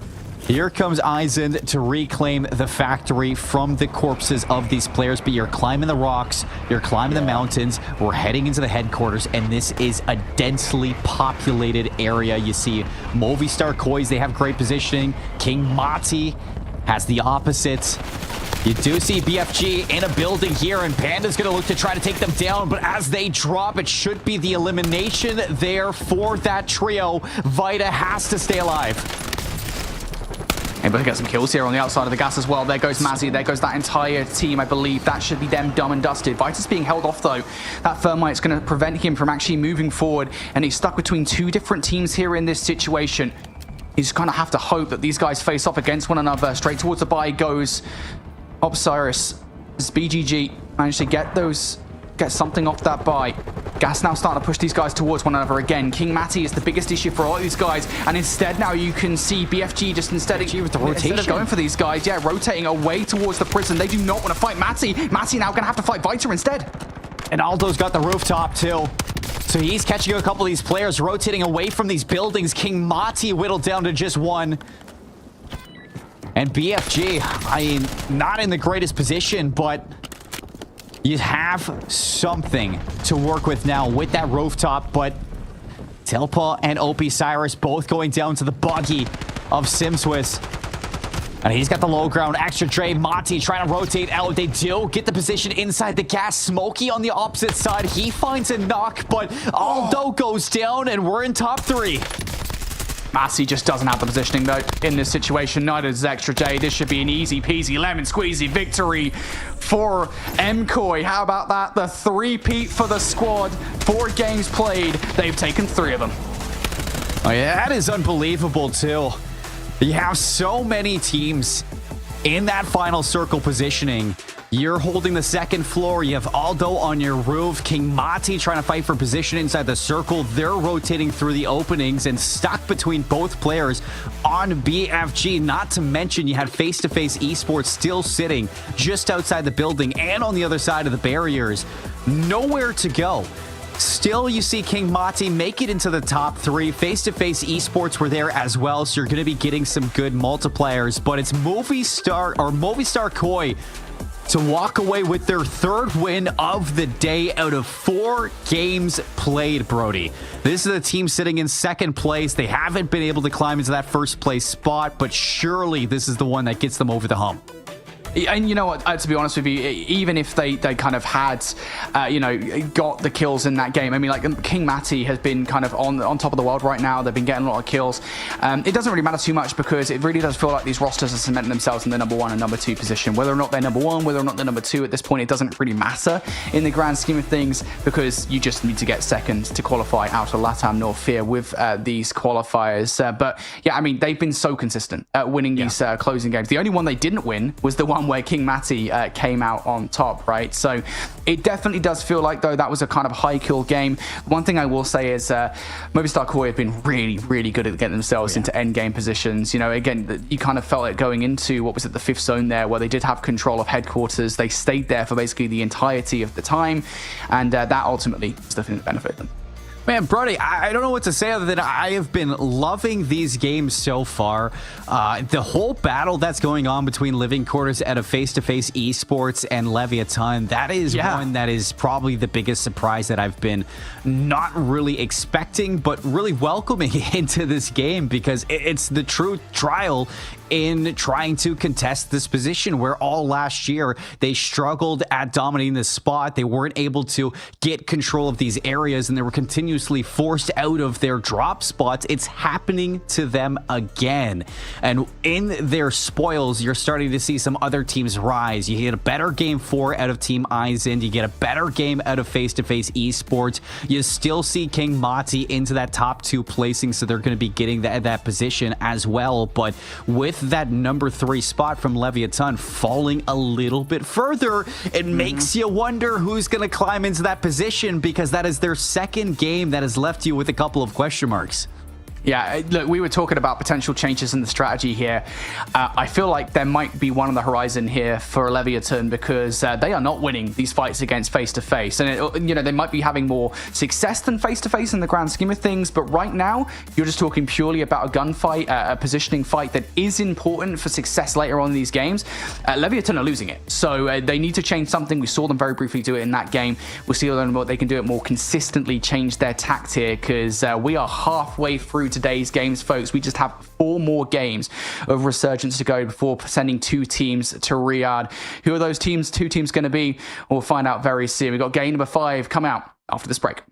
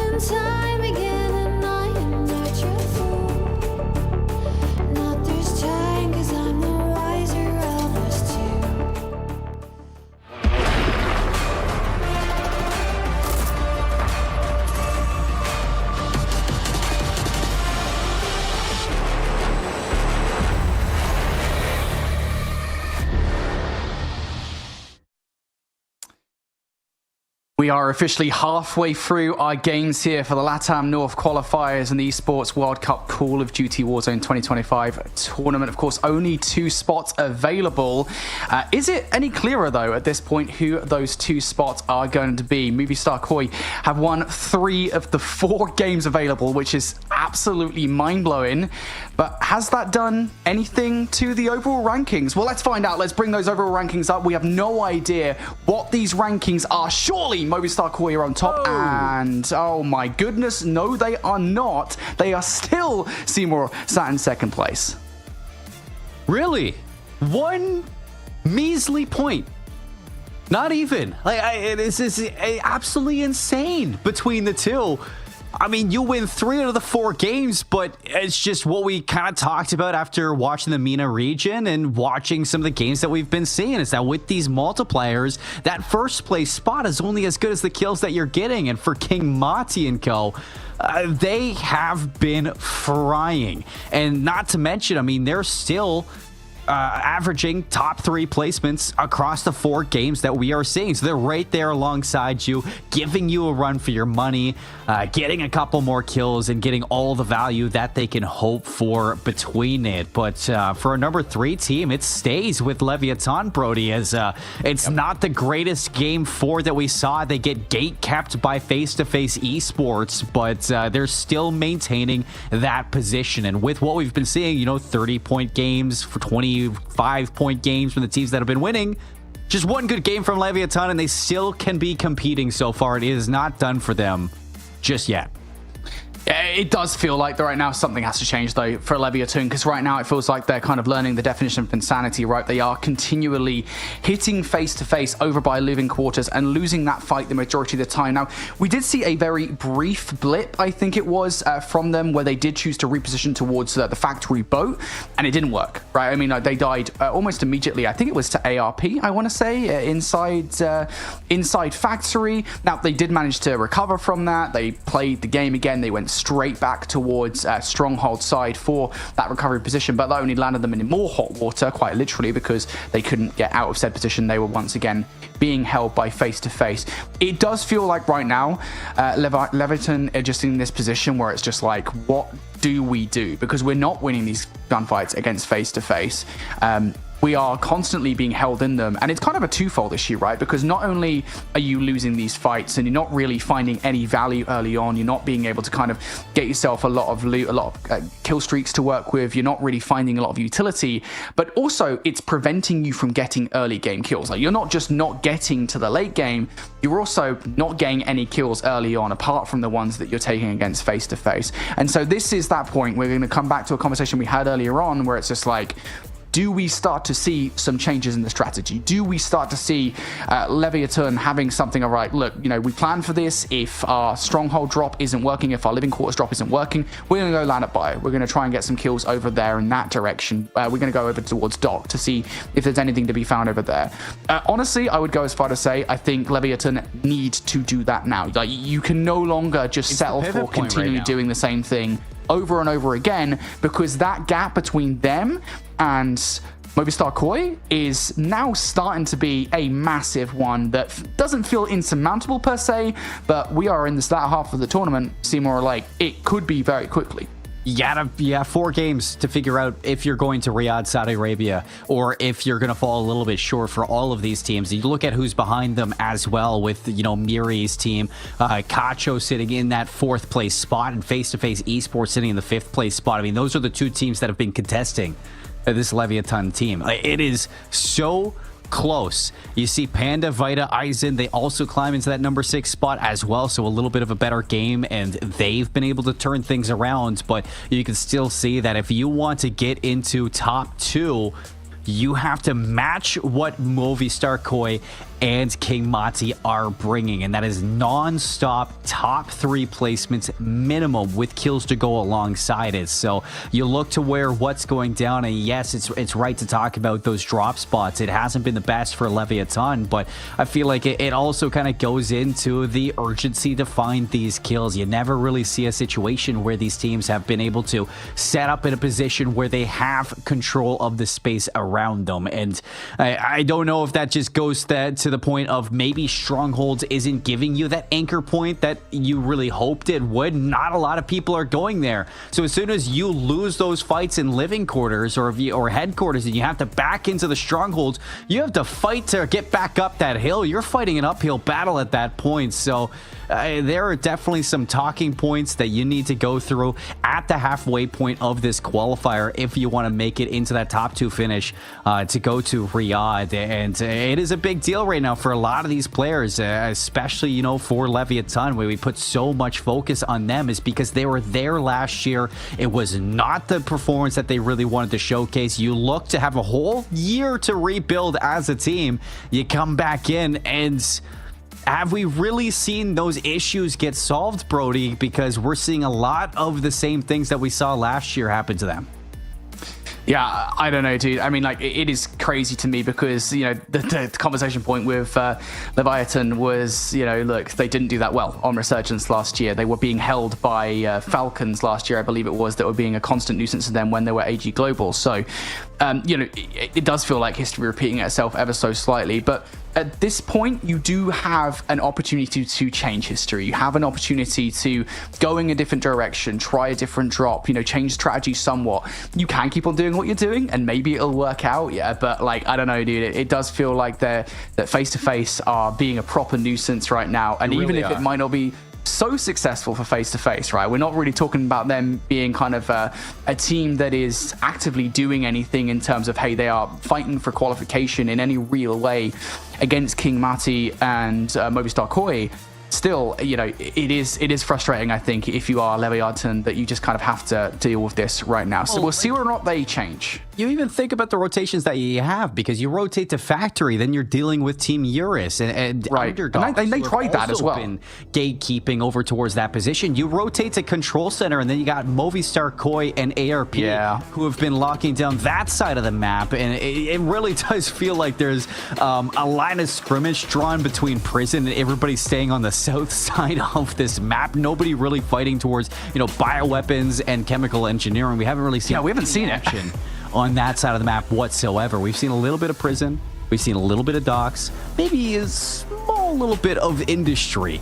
But it's been non-stop living quarters, headquarters, Control Center, and Factory, like non-stop action coming through this. And you really have to lock in for these next couple of games, because as Movistar Koi and King Mati start to pull ahead with this number 1, number 2 spot, they're sitting about, you know, 30, 40 points ahead right now. Right. One more strong game from them, and then you're looking at needing 2 big back-to-back games, and you're banking on 2 big blunders out of those teams just to find yourself crawling back. So this is it right now, I'd say, for the halfway point. You perform here, you need a big game, you're still fighting for that top 2. But if Movistar Koi and King Mati have a pop-off game here in Game 5, we might be solidifying something a little earlier than expected. Yeah, I do wonder at this point as well, given the big gap right between second and third, whether or not you kind of actually should be pushing for one of these top teams, right? You know, whether or not you should be rotating through Control to unsettle Movistar Koi early on in this game, because you said it, you can't really let these guys have a strong game early on. So I'm curious to see whether or not that is the case. It feels like Movistar Koi are business as usual for them towards Control Center. They win the opening gunfights and ensure that this location is theirs. We can see through the X-ray vision, owing to Codcaster mode, that once again we are seeing those same fights from Leviathan and F2F Gaming. They're going head-to-head against one another over by living quarters. So something to keep in mind is that it doesn't feel like the tax has changed ever so slightly. As a matter of fact, I think Movistar Koi might actually be reaching out into that area as well, because they might consider that, hey, if we take Leviathan down in this situation, if we get involved in the fight, it basically guarantees us qualification. Yep, it really might be that case, but we see the fights going on still between Leviathan, like you did say, and I will kind of agree in saying that I am so happy to see the competition that we're getting here in Latin American North. I mean, we had 2 teams, 2 phenomenal teams representing them last year in the EWC 2024 through Invitational, but for qualifiers where these are earned spots now. It's not just going to be given to you. Teams are going and throwing everything out the window to try to make it to Riyadh this year, and it is crazy seeing them go head-to-head now. Looking over towards the dock side, things look pretty calm for the underdogs. I think that's been kind of the case, right? We've not seen a lot of action towards docks, towards chem, all that much, and it does feel like that's because it's so quiet that, you know, we're seeing underdogs, they seem relatively calm. The reason for that is they haven't had anybody to actually take out of the equation. Now looking for some shots against team number 14, of course, that's STN, who have also had some relatively quiet games. Looking for some early gunfights here. Would be nice if they can get themselves going, but I kind of mentioned it, right? If you're on the lower half of the scoreboard right now, you can't have these quiet games. You do need to be kind of flying yourselves against other teams, because just sitting there and trying to shoot people out of the sky, that is not going to do you any favors as far as qualification for EWC is concerned. And boy, oh boy, I really do feel like I'm stuck in a time loop right now, because we're seeing the exact same situation over and over again. This time it's Amir. He will get the self-res off. Sismi, though, immediately takes him right back down. Again, not enough for the team wipe, but again, it is enough to say that, well, Leviathan are losing these fights. I mean, it's just one of those things that you think about, Brody, that, like, certainly, eventually, as Warzone just continues to grow and blossom, there will be trios that just inherently play better against other trios. I mean, in the consistency and the historical factor, like, maybe one is better than the other, but, you know, the other one just, in those 1v1 moments, might be able to take you down constantly. Just that thorn in your side that always beats you out. Hang on. And that's what face-to-face are looking to be here. However, we talk about this Leviathan team who's trying to work their way back. They get that space. Amir is here. He's going to drop the strongholds, and his team is back into living quarters. All right, finally, some fortune here, as living quarters is a location that Leviathan have been fighting for all game long, or all tournament long, it would seem, and finally they were able to accrue it. Now we'll see what they actually do with it, what the rotation looks like past this point, because again, you can't rest on the laurels. Yeah, it's nice to have a location like that, but you do still need to pick up the pace. You do need more kills, because the mammoth gap between them and Movistar Koi is about 40 points or so at this point in time. You need to pick up the pace somewhat. Speaking of Movistar Koi, we're now looking to shoot some people out the sky, picking some freebies up from players flying back on through. They haven't moved all that much from the control center. They're about to be challenged here by Face-to-Face Gaming, who were unearthed by Leviathan. Now looking to take some kills here. Sismi on the chow, ready for it. Shots out, moves Netoad from the top. Yeah, it's nice to have the top, but you haven't actually picked these guys off. Yeah, I mean, you got the LC-10. You're just trying to get your way back, and you go from one giant to the next. So, couple rotations coming in, as well as it looks like we're getting some more action into the control center, as you can see that Z-Dark is making the rotation through. So Leviathan, Face-to-Face, and Movistar Koi all going to be in this position, and Z-Dark is going to get the better of Smokey. So there's the first one down, and Movistar Koi, they can choose to jump in on this one with a player out of the case. Dude, they do so, though. They're on the hunt for these kills. Don't think they're going for it. On the other side, you are seeing Leviathan there. This is a big fight. If either Leviathan or Movistar Koi take each other out, this could be it for Leviathan. This is a big deciding moment in this game. Now on the hunt for some kills here. There goes Sismi. So now this becomes a head-to-head battle between these guys. Duck on the hunt for some kills. Slide out in towards the area. He's going to get shut down. Big kill for Volcom. And Amir's just not there for the trade. He is having to play his life in this situation. He's being hunted down. Amir trying to play his life. Going to get shut down. It's not enough fully for a squad wipe just yet. But again, that is a fight you desperately needed to win if you're a Leviathan. And it doesn't go your way. Castillo is still alive somewhere, but what is the communication going into that battle? You know that Movistar Koi have been sitting in command center the whole time. You didn't see a single one get knocked. So why are we blindly walking through doorways to try to ego chow your way into a position? You're throwing yourself at a situation you just can't win. And if that isn't the early signs of being semi-tilted, I don't know what is, Brody, because it seems like Face-to-Face are sitting it under their skin. But we start looking across the board at other teams as well, and this one in particular for Super Rob, we haven't spoken too much about them, but they're sitting in 7th place, just below Panda, Vita, and Eisend. And this is a team that, you know, through Troll, Kronos, and Super Rob have been in the mix for Factory. But going into Game 5, they've changed things up over towards Prison, and they've actually been giving King Mati a little run for their money this game. I've been seeing them in the feed.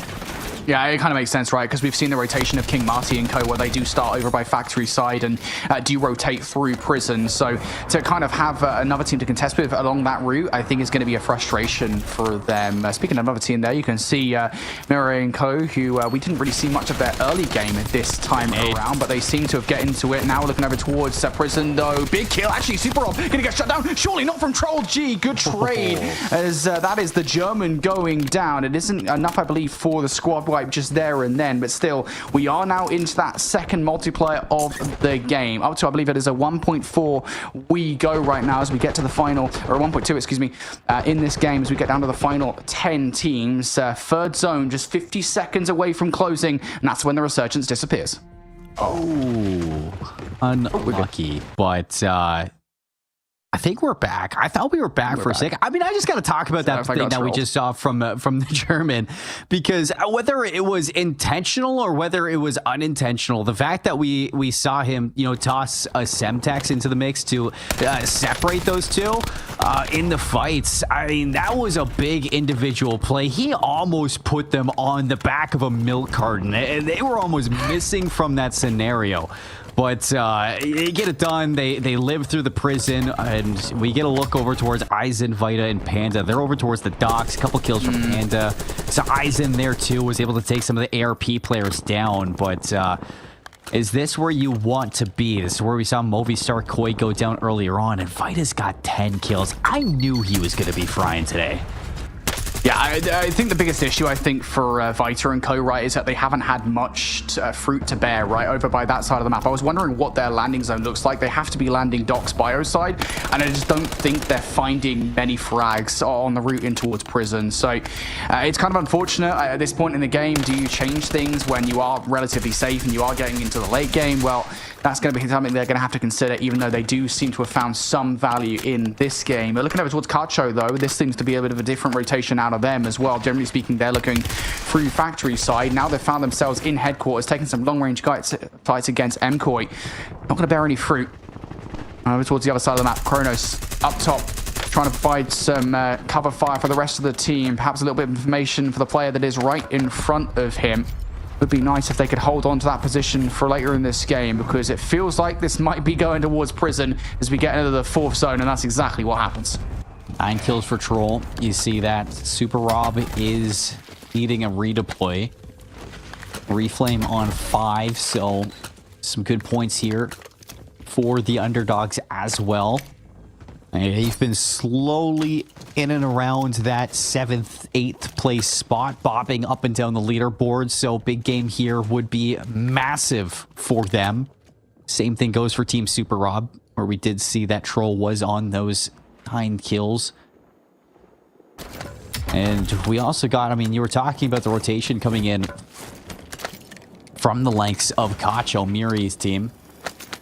And they were actually contesting King Mati and finding some value as well. So this could inherently be a slow game from King Mati's team, allowing some other teams to catch up. And maybe for the first time, if they get it done and Movistar Koi continue to be in that top 3 question, they could finally elapse that #1 spot. All right, well, how about this for something we've seen a lot? It does really feel like team number 14 to SDN have just been chilling out that area of the map, out by dockside, in the water tunnel for the longest period of time. They feel under threat from Vita and co. And to be fair, they are actually holding Vita in that area of the map for a long period of time as well. They're wasting a lot of time for a roster that we were considering in contention for one of the spots available today in Riyadh. Aizen finally going to get involved in the action as well by taking Snoopy down. I think Volcom's going to go for the finish there, as now MKoi look to get their way through tunnel in towards prison. Have to be careful about Snoopy behind, though. He's still active threat. His team is, at the very least. A couple of players just on the edge of the gas. MKoi want to deal with them before moving all the way forward, and I don't blame them. It's 2 freebie kills. Oh, my Here comes the chow. right now. This is Bad Duck Gaming. They're sitting in 13th place with only 14 points. You got nothing to lose. This would be a big fight for them to shut down. And if they want to walk up this, I mean, it is a hard rotation to get, but taking anything away from Movistar Koi would be something of a victory. But Mr. Doc's going to go down on the rotation, and it looks like Movistar Koi going to stay pretty healthy. Amir catches Panda, smokes up. Does he get the regen off? And he will, so self-res back into it, and he can plate as well. Crucially gets the tap from Vita there, so self-res will remain intact. 2 players alive. That self-res could be important down the line here. Same position as before. This time, I think it's not Eisen on top. It's actually going to be Leviathan. This is a position that gave King Mati and co the win earlier on. Now perhaps could give them the win they so desperately desire, but do they have the frags to boot? That's so important given the amount of players in the lobby still. Volcoms goes down by way of Leviathan. To take players like MKoi out of the lobby would be huge for them at this stage of the game, but there's still 7 teams left here as it comes down to Prison, and the gas is now starting to move these teams together. It looks like Leviathan might be fighting for that rooftop, and it looks like they're going to be attacking over towards Vita, Panda, and Eisen as well. Castillo with eyes on from the tippity top of Prison. Some good shots, not able to fully finish off that trio, but there's the full wipe. Vita goes down, and Eisen settling in for a 7th place spot. Couple kills in, Underdogs under fire, and Disgrace is ripping them apart. Robin for the full squad wipe. And another one bites the dust. 4 trios left as we are into a situation where Leviathan can finally get their get back. Can they do it? Netotes and Clamp just trying to stay quiet here for the moment. You've also got Miriko in the mixers too. Kache, can they do? Super Og's also quiet, trying to play his life all on his lonesome. So much to do.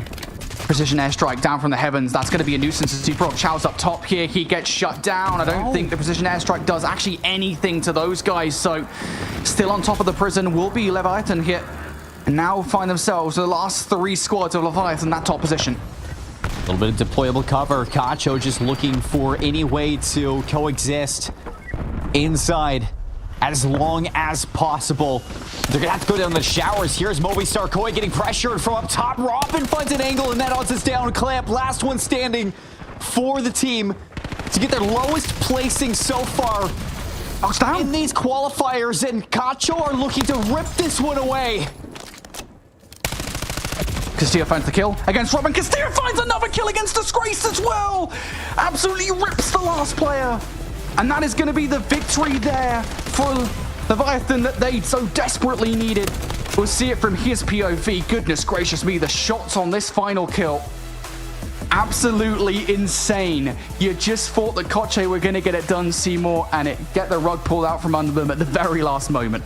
It's a situation where you're in such a hard position to decide what to do, but for Leviathan, you had the top of Prison. You had an opportunity to bounce back after what was a pretty poor performance in Game 4. You finally slay the monster in your closet that is face-to-face esports, and you get into the end game, you put it away, and you finally add a win to that column for the day of qualifiers. You needed that if you're a Leviathan and the way that things were going, but just in that final circle alone, Brody, and the way that everything happened, you have Movistar Koi sitting inside the showers. They had 2 players left. Netodds and Goat Clamp were trying to wait patiently and hope that both teams rotated away from the Prison as the circle pulled. But the strategy for Cacho to just decide, hey, we know where Movistar Koi is.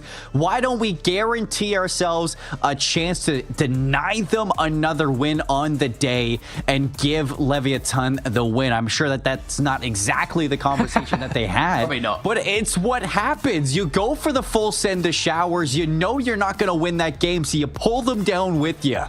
That is a very bold strategy that may not have paid off, but for them, they get a couple more kills to their tally. And for Cacho, they needed that as well, because that is 3 out of our top 4 teams on the leaderboard getting a big game there in Game 5.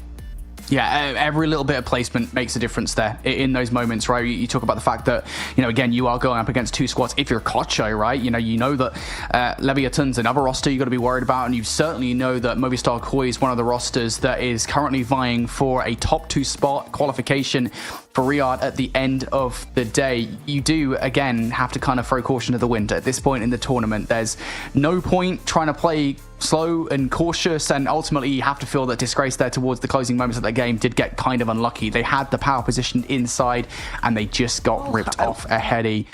Look, fair play to Leviathan, but ultimately, it's just tough for Koche. I will say, going into game 6 now, we're looking at the leaderboard to shake up because King Mati had their first bad performance all day long, Brody. They've been sitting in the number 1 spot for the entirety. Leviathan are in and around 40 points down from that second place spot. Teams have been averaging about max 30-point games off of their winning positions when you're looking at what we've seen between Movistar Koi and King Mati when they found themselves there. So I don't expect Leviathan to dethrone King Mati from that first or second place, but I do expect that Movistar Koi, with 3 wins out of 5 games, finally may find their first place spot. All right, well, there's a lot of questions and a lot of answers. You're going to make them wait, though, for those answers. We've got next game of Call of Duty Warzone coming very soon. We're going to go to a break before we get there, though. See you in a moment.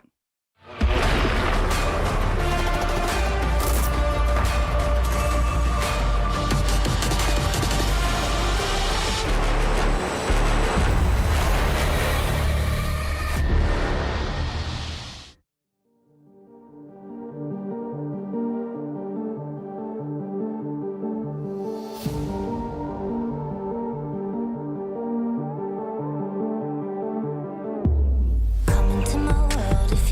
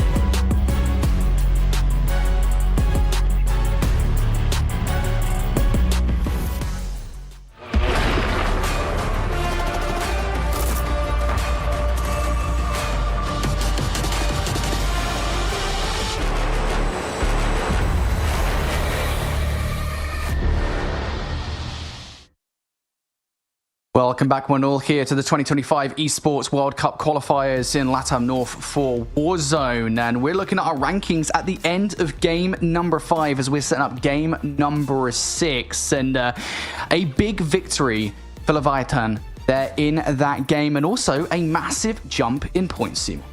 Yeah, I mean, we're looking at Movistar Koi finally overtaking King Mati after 3 of the 5 games go their way today. They get that 137.4 number 1 spot, 91 total kills, as they are slowly working their way up to try to be the first team here in Latin American North to overtake that 100 kill marker. We saw Hamoods do that earlier for the MENA region. A lot of teams kind of climbing alongside them, though. Outside of that top 3, we still see Cacho, Miri's team, up in under that 100-point marker, 96.2 points, just below Leviathan. They've made that push over towards Movistar Koi to deny them that chance to win that game number 5 there, and that is a major play that keeps them in the running for this game. Right. Just in general, they're just maybe in and around that 40-point marker, still below that number 1 spot, but they're slowly catching up, Brody, to that number 3, number 2 spot that they could be vying for here in this qualifier. But other teams to kind of note, I'd say, out of this is that face-to-face esports maybe drop a little bit. You see that underdogs also just staying pretty stagnant. Outside of that top 4, it's been stagnant. Nobody's really been able to break in. Yeah, I agree. Eisen, barely just below Miri's team, but still enough that I don't think it's significant enough to look to see them in a place to overtake that number 2, number 1 spot for a little bit. Yeah, I agree. I was going to say, I think Eisen is actually like the team right now that is probably sneaking up the most, if anything. Obviously, that was a big game for Leviathan, and we talk about that already. The fact that they jump up by like 30 points or so, while Team King Mati, I think it was, only got 10 points in that game, so they stagnated quite hard. It opens up the conversation just a little bit more if we do see another game like that from Leviathan. But it should be said, I think, we are starting to see Eisen and co work it out a little bit more. We already talked about the fact that their early games feel just a little bit slow, I want to say, right? That they're not finding a lot of early game value. Yeah, they're safe in these early games, but as far as actually getting the frags is concerned, I think they're not finding a lot of value by Chem, by Bio. So if they can pick up the pace a little bit, I think they're still in the conversation, but they do need to pick up the pace by quite a large margin, that is to say. So we are starting to see more and more value for both of these teams now, as at the start of this game, MKoi gifted a couple of kills here. I think an early potential chow coming out there from Dark to try and get some kind of value from Leviathan, and it doesn't happen. Hey, that was like straight out of the Hunger Games. Like somebody just donated those kills right to Go Clamps, straight up. But yeah, I mean, Super Rob is another team that had a fantastic game 5, and he's sitting at just 1 point under Team Eisen's after Troll had a double-digit kill game back in game number 5. So big things there to still give your team a chance that we do have to talk about. But here in game 6, again, we're looking to see if anything can shake up into the top 2 position, because it's been Movistar Koi and King Mati in that number 1, number 2 position since the start, Brody. Certainly, eventually somebody's got to dethrone them at some point. I'd think right now we're seeing King Mati, as you said, inside factory on the hunt for more kills. Extra Day finds yet another one. There's the finish on towards Limon. Team number 14, STN, have been the victims, the receivers of, well, not such great things here in this game so far. Everywhere they go, they see not dead people. On the other side, Extra J, they're going to get cut down here by German. Should it actually be good even for the regen? No, will not get it, as Rinsanity takes him out of the play. So STN right now just feel like cannon fodder at the moment, but they will survive here in factory, as King Mati now going to have to bounce back against them. Keep an eye on team number 11, though. I believe that this is Eurus and co. They've actually been kind of frustrating at points in times to the top team, so if they can get involved with King Mati, that could be the upset that Leviathan are looking for. At least when it comes down to their domain of the factory. This is, I think, where Tropical looks his best. So trying to see if they can wave themselves into the storylines here for this position. German hits the drop shot, but it is a shutdown from Reflames. So a couple fights going back and forth between the underdogs and our Insanity now. Reflames gets traded out. The battles for Factory now open up for Eurus to see if he can finish things off for these squads. But Tropical is going to get sidelined, and here comes King Mati.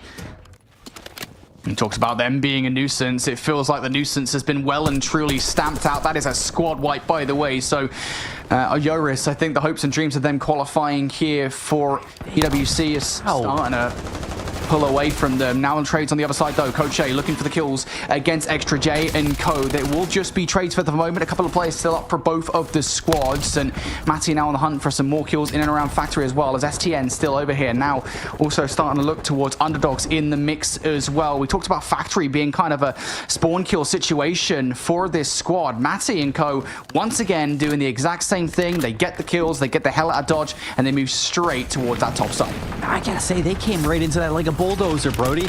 I mean, just down the stairs for a full squad wipe. They never saw it coming. For Eurus, you take one overstep and your game 6 is done. Just like that. That is unfortunate to say the least, but that is just what you expect from King Mati after their first bad game back in game 5. They got a little bit of fury now over towards that Factory side. I saw for a moment in that feed too, Brody, that we did see Movistar Koi getting pressured out by Team Super Rob, and I saw a couple of them go down. I don't think they were even pressured into getting squad wiped, but a slow start, again, is something to note. Now looking over towards team number 1 there, you saw it on the mini-map, looking over towards it.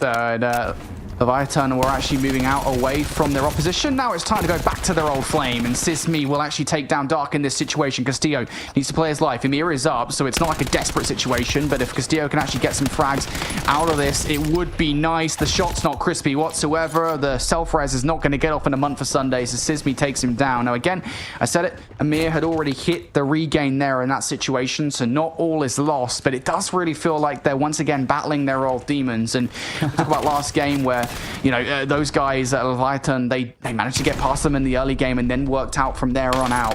If that doesn't happen here, facing trouble here, but look over towards F2F, now starting to face MCoy. Maybe they're going to get some help from their adversaries. I was going to say, you're getting a little layup at the backboard here, if you're Leviathan, because here comes the big boss of Movistar Koi to battle face-to-face esports. Sim's going to go up top, see if he can stay alive, but he's actually dropped there. Doesn't look like it's a full squad wipe, so somebody's able to get the resurgence back in. Wow. But I like this call from Movistar Koi, because if you can take face-to-face esport away from this, now it's your turn to put the barrel down on Leviathan. Yeah, it really does just feel like closing the door on them, so we'll keep an eye on that here for the moment, as that's unfortunate. That parachute doesn't open here. Might be able to draw out a player to try and take that finish off, but nope, not going to happen. Mando going to get taken out by Miri elsewhere as well. Yeah, here comes that res on towards Panda. They do have to be careful about the fact that there are still players in the vicinity down the lane a little bit. Reflame, of course, that guy towards the bike. Still not confident enough they can get the res off. Finally, they do go for it. The call has been made now that there's another potential player on top of that docks area. Kills potentially now on the way here for Vita and Co, who again have had a slow start to this game. 4 kills here for Vita, now on the hunt for more. And this is a big one to take if you can get it. You still have underdogs fighting against Rinsanity. And here comes Movistar Koi to push in there. They are pinched out between both Team Eisen and Movistars. Both teams feeling the fury now. As we get a little lay of the land for a couple of these squads. OP Cyrus sitting on 1 kill, 2 downs. Nothing really too noisy as you are stuck in this hallway against ARP. But a couple damage. Zell's getting chased down, and it looks like they're trying to force some space out. But in the stairwell, here comes Extra J, King Madi on the back end to punish you, staying stagnant in the hallways. I might have had a slow game last game, but King Muddy and Co now on the hunt for more frags in this one as well. They've had a lot of success fighting through prison in games past. They seem to continue to do that now. ARP trying to get involved, trying to catch Matty off guard. It's not going to happen. It's only going to be a crack, and Extra Dre will pick up exactly where Marty left off now, looking for some more kills. And yeah, it's just not going to happen. They're going to walk straight away from those gunfights for a moment, just go for a little bit of a regain here, try and get some better positioning. Whoever that was from BFG, I mean, heads up trigger discipline. It allows for the rest of your team to find their resurgence timers. And that was Delpa staying alive. Well, ARP just push on past, but from the rooftops down in, Super Rob, he wants to clean up now. So dropping on 6 kills to his name, not to mention Control G right beside you. ARP, have to be careful on what is coming through these doorways because it is hell. Super Op's going to take down Joy Boy. Troll is holding the iron sights down, and Zell's got nowhere to go. The double swing in. Zell is down, and another squad wipe from Super Rob. That's big for Super Rob, of course. King Marty's still in the area as well, but it does allow you to focus just a little bit more here. Not on just multitude of rosters towards prison side, but just the one, especially with how this zone is starting to encroach here, Seymour. It looks like getting control of that top position prison area will be crucial. Over towards Harbor side now. Talk about Vita and co, who have had a slow start to this game once more. 6 kills for the man. Looking for more. Nade out. Semtex good. He will pick up the kill against Limon, and that is going to be that squad wiped. Squad 14 continue to have a rough go of things as they are not able to hide this time around. And now is going to be Resurgence will be closed. But Vita and co, they might have Harbor side to themselves. They are going to want to pick up the pace a little bit if they want to qualify. Couple kills coming through for squad wipes. BFG go down to Cacho. It was Disgrace who was able to find that last kill. So another team is knocked down. We have 8 trios left in the water. You see Z-Dark is so far out, but he is surrounded by blue players as F2F just continue to give him hell. As another kill comes through there, another Leviathan player just trying to find some space into the circle, but a lot of members into Factory, and you got King Mati at the top with ultimate height. I don't know where that last player just went for Leviathan there. I think he might have gone over towards Vita and co if they're still even in the conversation whatsoever. So we'll keep an eye on the other side of the map to see whether or not Leviathan can make that good recovery towards the water, though. F2F trying to play their lives perfectly. Of course, the water is a bit of a nuisance. Disgrace will find the shots regardless, though. Errors down for the count, and now if you assist me, you need to try and play a life from a multitude of different occasions. Miri is on the hunt for this kill. Again, no Resurgence. That is F2F gone. They've been a nuisance to so many teams. Now no more. Super Rob's actually the team out of prison last, so that's going to give you a little bit of grace in terms of this rotation. You're on the slower side, going from the northern end of the island back in, but with that, you're going to have the pick of the litter for which rooftop you want to go into, and you can see that just below them, Team Eisen looking to see if they can find some space. Movistar Koi have moved into the factory now, so you can see there that alongside King Mati and co, they also got Leviathan in there as well. Underdogs on the outside now fighting Eisen, but it's Panda and Eisen just ripping them apart, and Ray Flame's got to go for a swim now. Finally getting involved in the situation here are Vita and co. Also having to be careful of Marty up top, who was putting shots in. He's going to take Castillo out of the play, or Eisen, excuse me, out of the play. Extra Day is going to be the one to take Castillo down to. It's the rooftops where it feels like Extra Day and co thrive. They've done this in the past. They won game number 2 off the back of a play exactly like this, and they're kind of looking for that kind of play once more up top in Factory. Now taking some shots across the way towards Grandma's. That is team number 6, Super Rob and co, that are causing them problems. Also players below them as well. A number of different gunfights. We talked about it though. This is where they thrive, pitting squads against one another. Yeah, that is the recipe to success when it comes down to this final roster. Sitting on the top of Factory, they have some natural cover, so Super Rob not going to be able to poke at them just yet, but they got shots on Eisen. They keep them humble. You see Cacho 2 eliminates yet another team from this lobby. PA's coming down. Cluster Strike's coming down. Leviathan going down. And it's Movistar Koi to finish them off as well, so full form now. In the bottom of Factory, they have so much room to work with and nobody who wants to contest them. Well, if you're Super Rob and co right now, you're hoping that the next zone will pull towards you. You, technically speaking, if that is the case, do have the high ground to work with. Shots out to King Mati. That's really the biggest issue, if anything, at this point in time.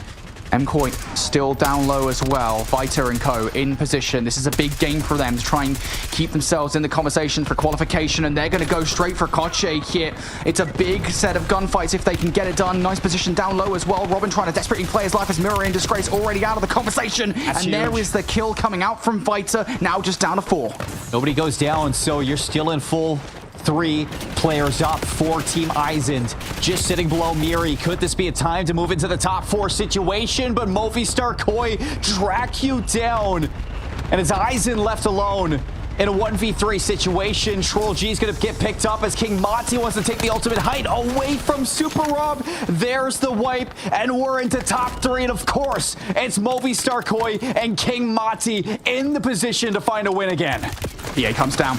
Is it good enough here? It doesn't get how to take the player on the rocks, though. Volcom's going to be enough to catch one player off guard, but Eisen's going to be the player, the wild card in this situation here. Take some shots. That's Volcom out of the play, and Eisen's now another issue that MKoi have to worry about. 1v2, v3, essentially a 3v3 for King Mati, but Resolve gets a little too forward, and with the gas mask, they're going to go for the full rotate. Eisen, he is the X factor right now.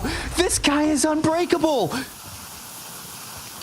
The player you have to worry about. He did this last year in Riyadh.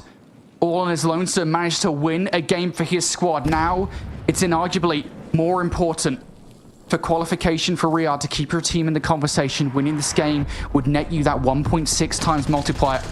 Extra Janko have to fly down towards the point. Neto's now having to take the fight here. Eisen still in the conversation. Clamp will take Mati down. Now it's round v1v1. Clamp finds the kill. Extra day down for the count. Eisen now having to get in the conversation. Netos will connect with the shot. And it's yet again another victory from Movistar Koi. That is the most disgusting way to put it away, too.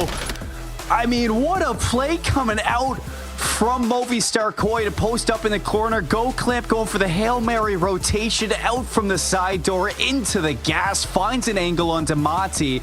And with Resolve overstepping, giving his life up, it opens up a world where maybe King Mati throw it away. And so they do. Top 3 for King Mati. Eisen gets the second place spot. He rats it in the bottom side. And it is a big, big play there for Movistar Koi to Brody find their 4th out of 6 games won. How many more times is this going to happen, Seymour, where it's just like these guys, they know how to position themselves so perfectly, and they are finding the kills as well. You know, they're being so aggressive in the early game where, you know, they're not just getting these late game placements, they're also getting the kills to match it too. It's putting them so far up in the stratosphere that it does really feel like this point. Obviously, we can't call it just yet. Anything can happen in Resurgence, but at this point with those 4 victories and the amount of kills they've got, surely Movistar Koi are close at least to guaranteeing themselves a spot in Riyadh. Of course, 2 teams from LATAM North, but what a crazy final zone there. Of course, it should be said that they did, technically speaking, get the zone pull. It kind of forced Super Rob and Co, or Mati and Co, excuse me, out of position, and I think that was the thing that kind of befell them in the end. They had to fly, they had to put themselves in a bad position. Even with the wild card that is Eisen in play, it just was a perfect place for MKoi to try and take advantage of and win that game. You got me thinking now, Brody, and how wild it would be if Movistar Koi win 4 games and they don't qualify. Like that. Don't even, mate. Dude, could you imagine that you win over half of the games that we see and you don't make it? I mean, surely that's impossible at this point in time. They overtake that #1 spot in Game 5. They solidify it in Game 6. And with King Mati going down in 3rd place there, they still should have a good amount of points for the standings. Leviathan had a poor performance again in this game, might I add. So that inconsistency is going to shake things up for the 3, 4, 5 spot that we're looking at in our overall rankings. And not only that, with Super Rob having, you know, some pretty decent games back to back, that's a top 4 finish with them. They should move into a situation where they could potentially overtake, maybe not Leviathan, but this Miri team, who has been sitting in 4th place for majority of the day. I mean, there is an opportunity here for a couple of these standings to move in and around, but for our #1, #2 spot, which is what we're looking at going into Game 7 and 8, while we narrow things down into who's going to Riyadh, Movistar Koi and King Mati are going nowhere right now. It does definitely feel like these guys are solidifying themselves as the teams to beat at this stage in the competition. Can anybody even catch up with them at this point in time? They're getting to every single late game imaginable. They've been so consistent throughout the day, and they are just 2 games away from guaranteeing their spots to play the best of the best in Riyadh on Resurgence. We do have Game 7 on the way, folks. Before we get there, we're going to go to a quick break. We'll see you for more Warzone after this.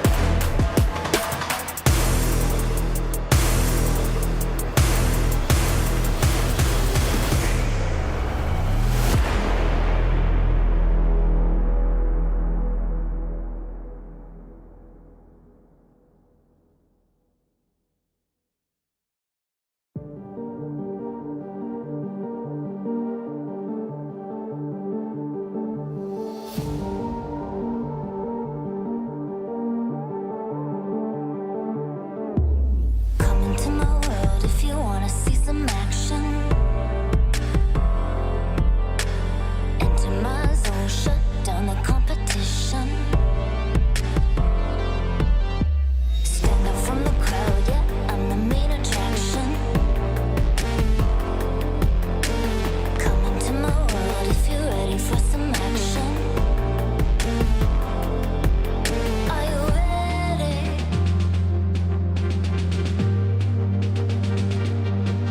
Are you ready?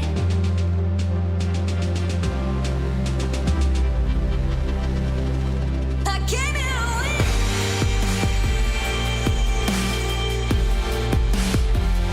I'll never give in.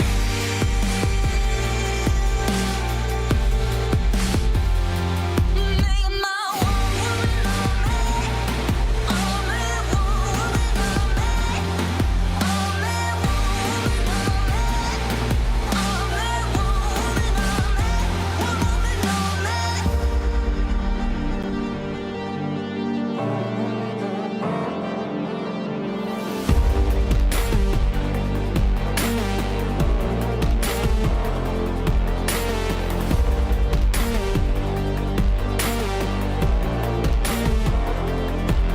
you ready? Are you ready? I came here to win. I'll never give in. Make my one woman on me. Only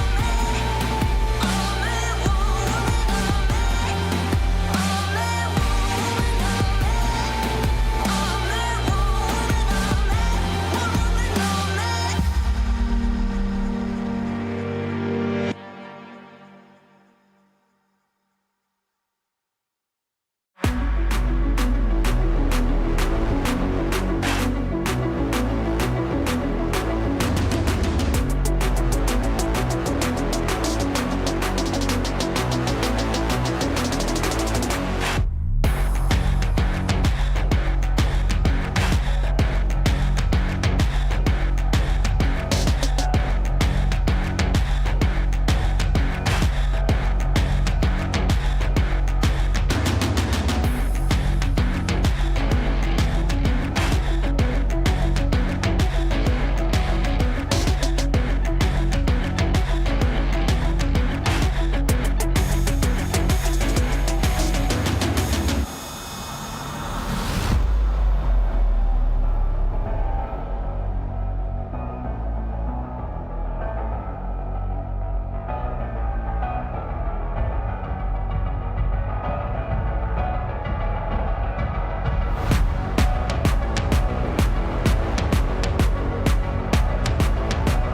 woman on me. One woman on me.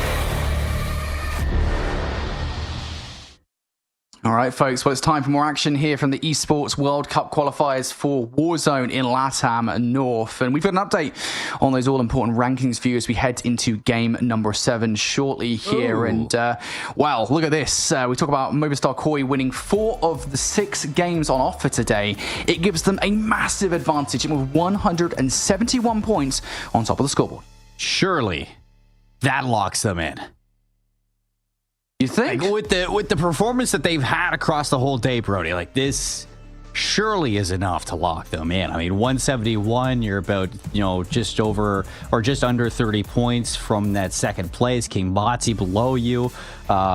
Miri slowly climbing up, but even they're about 27 points away from King Bati. Right. So it's going to take them at least 2 points to or 2 wins back to back and 2 blunders from the 2 teams above them for them to just jump that. Like, this is where it looks like Movistar Kois has solidified themselves a spot in Riyadh, and King Mati not far behind them. Surely not totally locked in, but it is going to take a lot to shut them down. And that's where it's going into the minds now of players who are going into games 7 and 8, that you have to be thinking about King Mati. They've been residing in and around the prison for majority of the day when they're in these qualifier spots. They've been rotating in and around from that position on where they want to go, always looking for the ultimate height, always looking for the position that is going to net them a top 3 finish, a win maybe towards the end of it as well. And they've been good for getting in towards those end games. Now the question is when you look towards teams like, you know, BFG or Face to Face, who have been giving a hard time towards teams around Factory,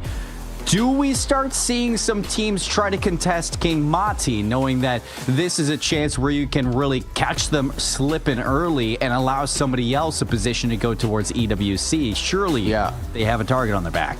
Yeah, I think if you're looking at, like, if you're like Team Mirai or, you know, Leviathan, we've said they kind of need to change tacks a little bit here, because that last game was a 10-point game, I think, for them. You know, basically negated any of the progress that they made in game number 5. Yeah, I do think you need to see not necessarily a different drop, but I think a different rotation, being more aggressive towards King Team Mati, because it has to be said, it is really only one bad game for everything to fall out of your favor. So that could happen for Team King Mati earlier on, and you really can force destiny if you're one of those teams that is vying for that spot. Also should be said that Vita and Co have had a pretty good come up here. They're on 109.6 points right now in 5th place, not that far behind Leviathan and Mirai. But in towards this game, MK now getting chowed early on in this one. Now Toads goes down, now all down to Clamp, who is trying to play his life and he needs to get the hell out of Dodge in this situation. You cannot afford to lose this fight. Now fortunately early on, it is a pretty quick timer for Resurgence, so he doesn't have to wait that long to get back in the action. This is a brilliant call from Team Eurus, because they've been going Factory all day long. Who thought that they'd drop on Movistar Kois for game number 7 of our LATAM North qualifiers? EWC Warzone, it delivers year to year so far, and these qualifiers have just been such a great addition. So with Movistar Kois dropping back in after these Resurgence timers, they're going to go into now the looted up players like Tropical, but he goes down to Go Clamp now, finishes the kill, backs off, goes for 2, a double kill for Clamp, and Volt comes there to back him up. Yeah, surprising restraint actually from Clamp, a player that has been super duper aggressive. Now on the other side looking for the last kill, and it's going to be Terror. That's the sword wipe coming through. How dare you even attempt to chal us, says MKoi as they take down that squad. That's one squad already out within the first zone. You have to go for it, though. We talked about it, right? You need to challenge those guys if you want any chance at qualification. So good on Team 11 there. I believe that was Yoris and Co. who are actually trying it, even though in the end it does not work. So they will have control of Control Center once again. Again, I think the question for us is whether or not Leviathan will actually be the team to try and channel, and perhaps Mirai will transition through Factory side to actually cut them guys off. But questions to be answered later on as we get further and further into this game. For now, let's check around the grounds to see what people are doing. Over towards Kronos and Co, who are currently situated in and around prison. This is where they would meet Matty in the late game. But talking about Factory, which has kind of been a hot spot in the early game here, Seymour, it does definitely feel like Mirai and Co have kind of got that unlocked now. Feels like it, and for Leviathan, they got a little fury behind them right now. Face to Face have kept them on the back ropes for a couple games now, but I'm seeing a lot of Leviathan in that feed and a lot of Face to Face on the receiving end of some deaths. So a little bit of a late game confidence boost there for Leviathan, and a couple fights into OP Cyrus's team, where Cacho is looking to push through these factory buildings to see if they can uproot some of these teams that have been gatekeeping them since the beginning of the day. So Robin's on the hunt, 10 kills plus back in game number 1, and Aldo is in the crosshairs. Yeah, you kind of want to keep Aldo alive as well. You don't want to take the entire team down at this point in the game, right? You need to try and make sure that there are more kills on the map, because of course you aren't just fighting Mate here in this game. You're also fighting yourselves, trying to make sure you do get the kills, keep the pace up in the early game to have a chance at qualifying for EWC at this point in time. Big fights now starting to go down towards Prison. We already talked a bit early on about Super Rob and Co. It's ARP that have been here over and over again. Joy Boy with a pre-fire here, trying to keep those guys at bay. Will, if anything, just cause a reposition here from Super Rob and Co. to try and take those players down. Also, Team Bad Duck also in the play as well towards Prison. Teams that are on the lower side of your scoreboard could still cause havoc in the late game. And Prison is a power position that you want to keep control of. On the other side, though, Delpha and Co. GSG, see what they can do towards this harbor side. Cut down now by Robin. Of course, this is that cutthroat squad that are trying to pick up the pace just a little bit, but Robin has just a little bit too much to do there. Players on multiple sides, and he does get shut down. That is a good play for the natural cover there, using the walls to isolate that fight against Robin, who bites off a little bit more than they can show. Miri on the other side, dancing around the pillars. Layan just trying to be annoying, but Miri doesn't give up. Enough bullets in that LC-10 to put the kill away, as Miri's going to find his first of Game 7 there. I like it, Brody, when we're seeing those lower leaderboard teams start to step up in these late games. I'm all for the havoc, word to Cold. So we need some kind of an upset here. Something to shake things up in Game 7, Brody. I want chaos. Well, maybe this is it right here, because Vito's on the hunt for the kills. Again, this is another team that is kind of still in the conversation. Pushes Volcom out right into the open. He will get shut down by Aizen. So, nice team play coming through from the squad here. The Toads will trade things out, but that's not the end of the world. You just need to make sure that Movistar Koi are not confident enough that they can fly across the map and continue to add kills to the tally that would strengthen the lead between themselves and any team in third or fourth place. We do not have a good game here. Outside, though, you do need to have a good game yourselves. And Panda now starting to feel the heat a little bit. Under fire from Super Rob and Co. Decides to get the hell out of dodge. The problem is, on the other side, though, you've got teams inside Grandma's house. That is Team Matty, the very team that you need to take out the equation, and now being a nuisance towards you. And here comes ARP too. Mazi on the inside fighting gets caught. So, couple players getting stuck between crossfires. Aizen's going to post up the redeployed barrier. And he is going to chill for a second to catch his breath. So, don't be Cyrus. Couple shots there onto Amir. Our Sanity. Uh-oh. You get that finish off, too. I mean, do you full send this right now? If you're BFG. And face-to-face are in here, too. So, Smokey's going to take down Rin Sanity. And Conceal goes down to BFG. So, Telpa decides, yeah, let's send it. Castillo will live long enough to get his teammate back in, as you said, though. BFG still trying to play their lives here. GSG. Osiris down for the count. Delpha's going to go for the regen here. Cincy plays his life long enough that the teammates does come back through. They're just going to be sitting in there. The molly gets thrown through the window. That's going to unearth them out of the position. Provides them the coverage they need to rotate away here. Not something necessarily Simsy and Co. will expect. That's a big one. Super Rob eliminated by Cacho. So a chance for Miri team to further the differential between that 5th place and 6th place now with Game 7. Super Rob might be out of the conversation now. Ando and Co. feel like they have been for a while now. The underdogs definitely living up to their name here. They've been a nuisance, but that's really only their relevance to this game.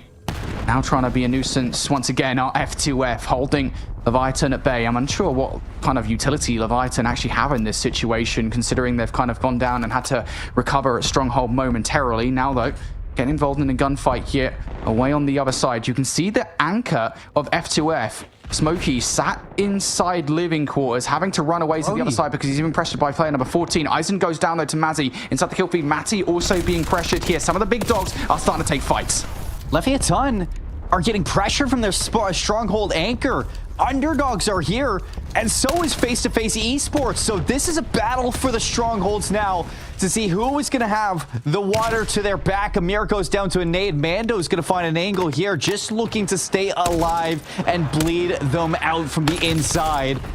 As Casillo's got to be careful of the crack on the armor. Mando's going to send it for a second, but he doesn't want to overchow. He's in a position to do some serious damage to this leaderboard, and he knows it. It feels like ground loot, though, is just not enough to actually take Castillo down in this situation. You did just see the Lodi come through from the squad, so they'll be more well-equipped to actually take these players down. 7 seconds left here on the redeployment. Amir will come back through, so you'll get the help from your teammates, but these guys are really split up at this point in time. Here comes the fight coming through from Dark. Does get the down towards Mado. The finish is good from Castillo as well. Now the numbers not in favor of the underdogs in this situation. Leviathan doing good to survive this engagement again. Late game, they're going to have to worry about the players on the top side, but for the moment, take these guys down, get some kills on the underdogs, remove this threat, and now Red Leon, the next target on the board. Red Leon just looking to put some spacing between him and Leviathan and just continue to bleed out their resources in this situation. You are keeping them on the back foot as long as possible, spoiling any kills that they could possibly get in this position. Castillo's going to push through. Reflame's in trouble, and another team looking to get knocked out, but not just yet. They were able to get their teammate back, and underdogs live a little bit longer in this fight. Leviathan finally able to spread their wings and take flight in this Game 7. Yeah, well, for how long is the question? Because once again, they're facing their old foes in F2F that are right next to them. So Leviathan need to win that gunfight, and they're actually doing exactly that. Smokey and Simsy down in the kill feed here. This is big for Leviathan to take those guys down. Constant nuisances. Eris is still alive. You can see him in the water, so they are not done yet. I believe there's also an anchor on the hunt for Eris in this moment. It should be said, though, Resurgence is closed, so Eris will have to actually buy the teammates back in at this point to keep his team alive. That's a big kill for Leviathan. They will now garner a little bit more room to breathe here as the zone starts to encroach towards living quarters. They might actually have good position for this late game. I'm curious to see where our big boys are. Where are King Matty at this point? You can see them on the X-ray. They're making their way over here. 8 trios left. Underdogs get eliminated, trying to move into the living quarters, and there goes F2F. ARP going to be able to take them down at Factory. Things starting to slow down and quiet. You can see the rotations coming into that circle with the water to their back. Leviathan have the low ground, but you see right behind them is Rinsanity in the water, and do they know this? They might, and they do. So down to 6 trios. You have a hill in front of you and the water behind you for Leviathan. ARP in Factory. BFG in living quarters. Cacho there as well. And Movistar Koi over towards the tent. All while King Mati have ultimate height of the prison. Well, Extra J goes down to a PA. That's going to create some issues. Yeah, I think that they do have to come down, though. I think is the key thing, right? Especially with now that zone is pulling in. That could be to the advantage of Kocho. You can already see that rotation starting to come through from Resolve and Matty. I think that's under fire from a PA that is probably coming through from Kocho as well. So you can really feel the heat here as now we see Leviathan making their way through. Rotation in towards living quarters has been made. They've successfully secured a building slap bang between a couple of squads. MCoy on their left, though, is the big one. You don't really need to take them down, but it would be nice if you could get that. I like this rotation coming out of ARP. They retake the position that we just saw Leviathan rotate from. So you have the low ground. You use the rocks to have some natural cover in these fights. And if anybody's going to challenge you outside, they have to over-aggress to take those battles. And, you know, albeit you have the low ground, it's still a situation where you feel comfortable. Good eyes here from BFG as they're catching the rotation there. Resolve gets knocked in the gas, and Madi as well. So this could be an issue for King Madi's team. Second place in the leaderboard. Leviathan, they want to overtake them. Kocho trying to make their way through here. BFG being a nuisance here. Holding players in from the zone. On the other side, team number 13, ARP, trying to make their way up here. A couple of teams in bad positions. It's the teams inside the houses that have the advantage here. There's 3 of them. Here comes the chow out from BFG, trying to make it happen. Siege also being done at the same time by ARP, but it is going to be Kojo who are ready for it. The kill's being made. Is the 4 on 2 fronts a little bit too much to ask, although robbing the shots through the smoke will find Aldo, and they win the initials here. They survived the fight initially. It's messy, though. You have to regain.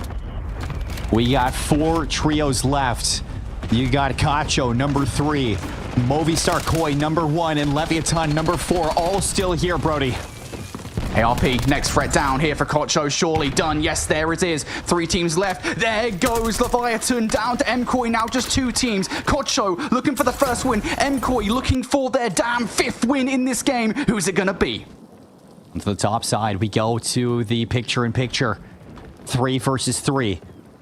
Is it the high ground or the low ground? We've seen this story many times in esports, Brody, but Cacho, they need this one. This could be their chance to climb into second place. It's the high ground, though. So damn frustrating. How many times have we seen this from MKOI? Little peek up the ladder. They know what's happening here. Chow out coming through. I believe that's from Netod's down low, just making sure that any players trying to escape are swiftly dealt with. MKOI have every single angle covered here as the gassing punches in. Semtex through, now looking for it. Cacho trying to find a way out. They're being cut in, but MKOI are actually going to get pushed in by the gas here. Clamp now forced to hit the reach out. Now looking for the kill, shots through the door. And this might actually not go MKOI's way unless they're fast about it. Robin now having to go through the smoke as well. Reposition on the other side of the house here. Now it's going to be MKOI on the favorable position of the gas. That little reposition might well help them here as Netods takes a couple of players down, all just down to 1. Muri takes a couple of shots and gets the down towards Valcom, and now moving away here is Clamp. Muri in the 1v1. Can he get it done? It's going to be tight. No gas here. There it is. Movistar Koi for 5 on the day, solidifying themselves a spot in Saudi Arabia before the qualifiers are done. Number 1 in the leaderboard, undeniable in LATAM North, and having one great time here in Rebirth Island. I will say, Brody, what a way to end that game, number 7. And not only that, Cacho, they give themselves a chance at overtaking King Madi for that second place. So we are going to be in for a doozy in game 8.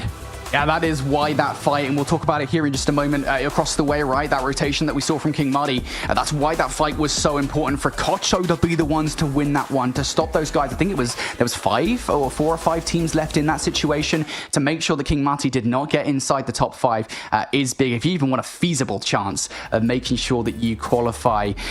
Still, though, I mean, you're absolutely right to make the call, mate. Movistar Koi, they've done it. There's absolutely no way that they haven't done it at this point. We've seen some crazy things in Warzone, but with the lead that they've got over everybody at this point, with 5 damn wins under their belt, it feels like it's pretty damn secure to say at this point in time that Movistar Koi will be one of our 2 teams representing LATAM North in Riyadh. And you know what? I'm so excited to see what they do. I mean, look, we talked a lot about the roster mania going kind of into this year of World Series of Warzone, EWC, right? With a lot of the teams not the same. Only really one team has stayed together from last year, and that is Leviathan, that haven't had that much success today. Everybody else has changed rosters, and you look at kind of the talent on this team, and Movistar Koi and Clamp and Netods and Volcom.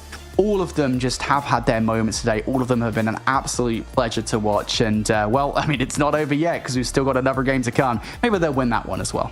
I mean, hey, congratulations to Movistar Koi, to Overactive Media, to the whole team there who's going to be able to represent not just here in Warzone, but in multiple different titles as well for the team. I mean, they bleed for their Latin American fans, and I know that they are going to be one passionate team, one passionate organization when they do go to EWC this year. Not to mention, Brody, in probably the most dominant factor we've seen in a qualifier so far for Warzone in a region outside of North America, I will say, you know, because of the Falcons and what they do. Yes, that's fair. I mean, earlier today in MENA, just to put into perspective, that after 8 games, Hamoud was sitting at 180.2 points. Evo's 167. Juki's just outside of that at 166.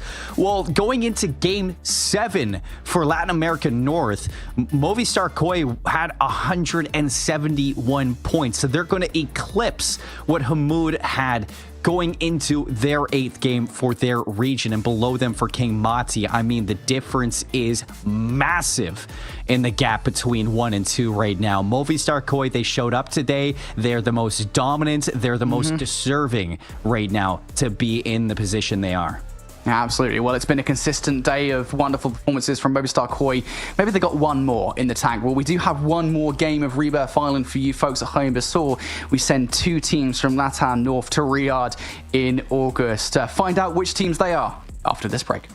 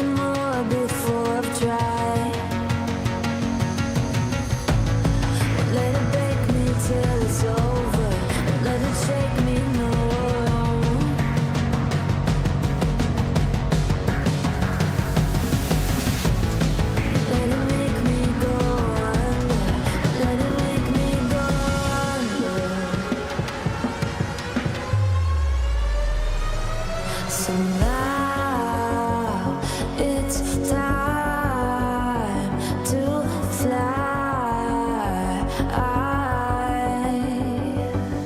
So now it's time to fly. Nothing's gonna stop me now. Nothing's gonna stop me now. Nothing's gonna stop me now. Nothing's gonna stop me now.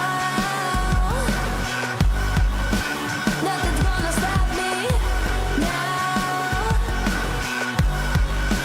Nothing's gonna stop me Nothing's gonna stop me now.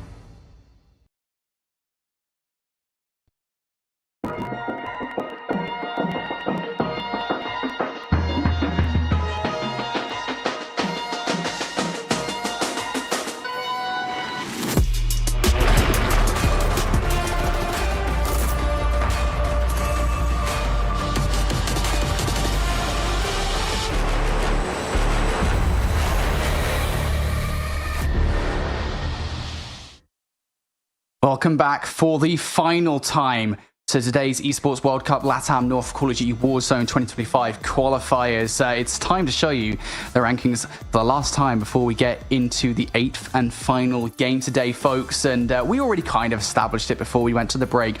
Movistar Koi have effectively guaranteed themselves, short of a 50-point game from both King Matty and Miri TV, which I don't see happening in a month of Sundays. Movistar Koi have basically guaranteed themselves a spot in Riyadh as one of the two teams from LATAM North. The question then is, well, who's going to be second? Because I don't think King Matty are quite as safe as they once were. Yeah, I mean, it's good to see that Movistar Koi have moved all the way up there. I actually thought they were going to break the 200-point marker, but No, it's like a little bit of ways to go before that. For the average, I'd say we've been seeing teams across the day get max around 30 points for a win. So that's kind of where my mind is separating, Movistar Koi from the rest of them. The big thing now to put our attention on, though, is our surprising top 2 to 4 now, because with Leviathan kind of dropping a little bit earlier in some of these games and not really having the pop-off performances that we would have expected from a team of their tenure, of their history. Cacho, I mean, surely they fell off for a little bit after their game 1 win, but these past couple of games, they've been right there in the get-up, in those final placements to be in the top multipliers with kills alongside it, shutting down some of these major teams. And if they get that win in the last one, Brody, and they take down Movistar Koi, which Miri almost did in a 1v3 situation, they would be sitting in the number 2 place. But instead, right now, King Mati stay in that number 2 spot, fortunately for themselves, because game 7 wasn't the greatest for them. But 157 points there. They got to be feeling some pressure now. Yeah, for sure. And it's worth saying, you got to give these Kocha guys some credit, because it's been, I think, back-to-back games where they have got 30-point games to get them to the spot. Like, it's not like King Mati have had slow starts or anything like that. It's that these guys in Kocho, they have worked their butts off to get to this point, folks, and it's time for one final game of Resurgence to decide who goes to Riyadh from LATAM North. We already basically know one of the squads, but we still got to get a second over in that direction, and we really do not know at this stage of the competition who it's going to be. It could all go wrong at the start of the game still, so let's keep an eye out for those top teams. Yeah, well, here we go. Lock in, fans, because LATAM North is about to get crazy in Game 8. We got to fight for second place to see who our second qualifying team to Riyadh is going to be. And there are a lot of options out there for who can get it done. It's going to have to be a blowout. So we hop on to Movistar Koi, the team that we surely will see in Riyadh later on this year. And they're back into business, fight against Team Eurus, who was trying to go toe-to-toe with them last time, but got insta-wiped on this contest. Hopefully Team Eurus have a better fortune here. Doesn't feel like that's going to be the case. Almost immediately Clamp wipes Kenny out of the play. Eurus and Terra still up in the situation. Reposition from Netos is good for the down on towards 1, and the second, Terra is not that far removed from the situation. MKoy are on the hunt for the last remaining player, and I don't think Terra's going to get that far. Manages to somehow get a hell away from the play. I think that should be good enough now for the redeploy to come through, and it will be. Player right above him is good. Terra will get hunted down, so the early control for Control Center for MKoy continues to go their way. But there will at the very least be a redeploy coming through from Eurus. Again, I don't necessarily think their hopes and dreams of going to Riyadh are still alive, but hopes and dreams of keeping this game alive at least, well, they're there. Yeah, they are here and ready to try to spoil the fun for other trios. We go over towards Factory, where Cacho's been tearing it up all day long, but not without pushback, and this is one of the teams to make it happen.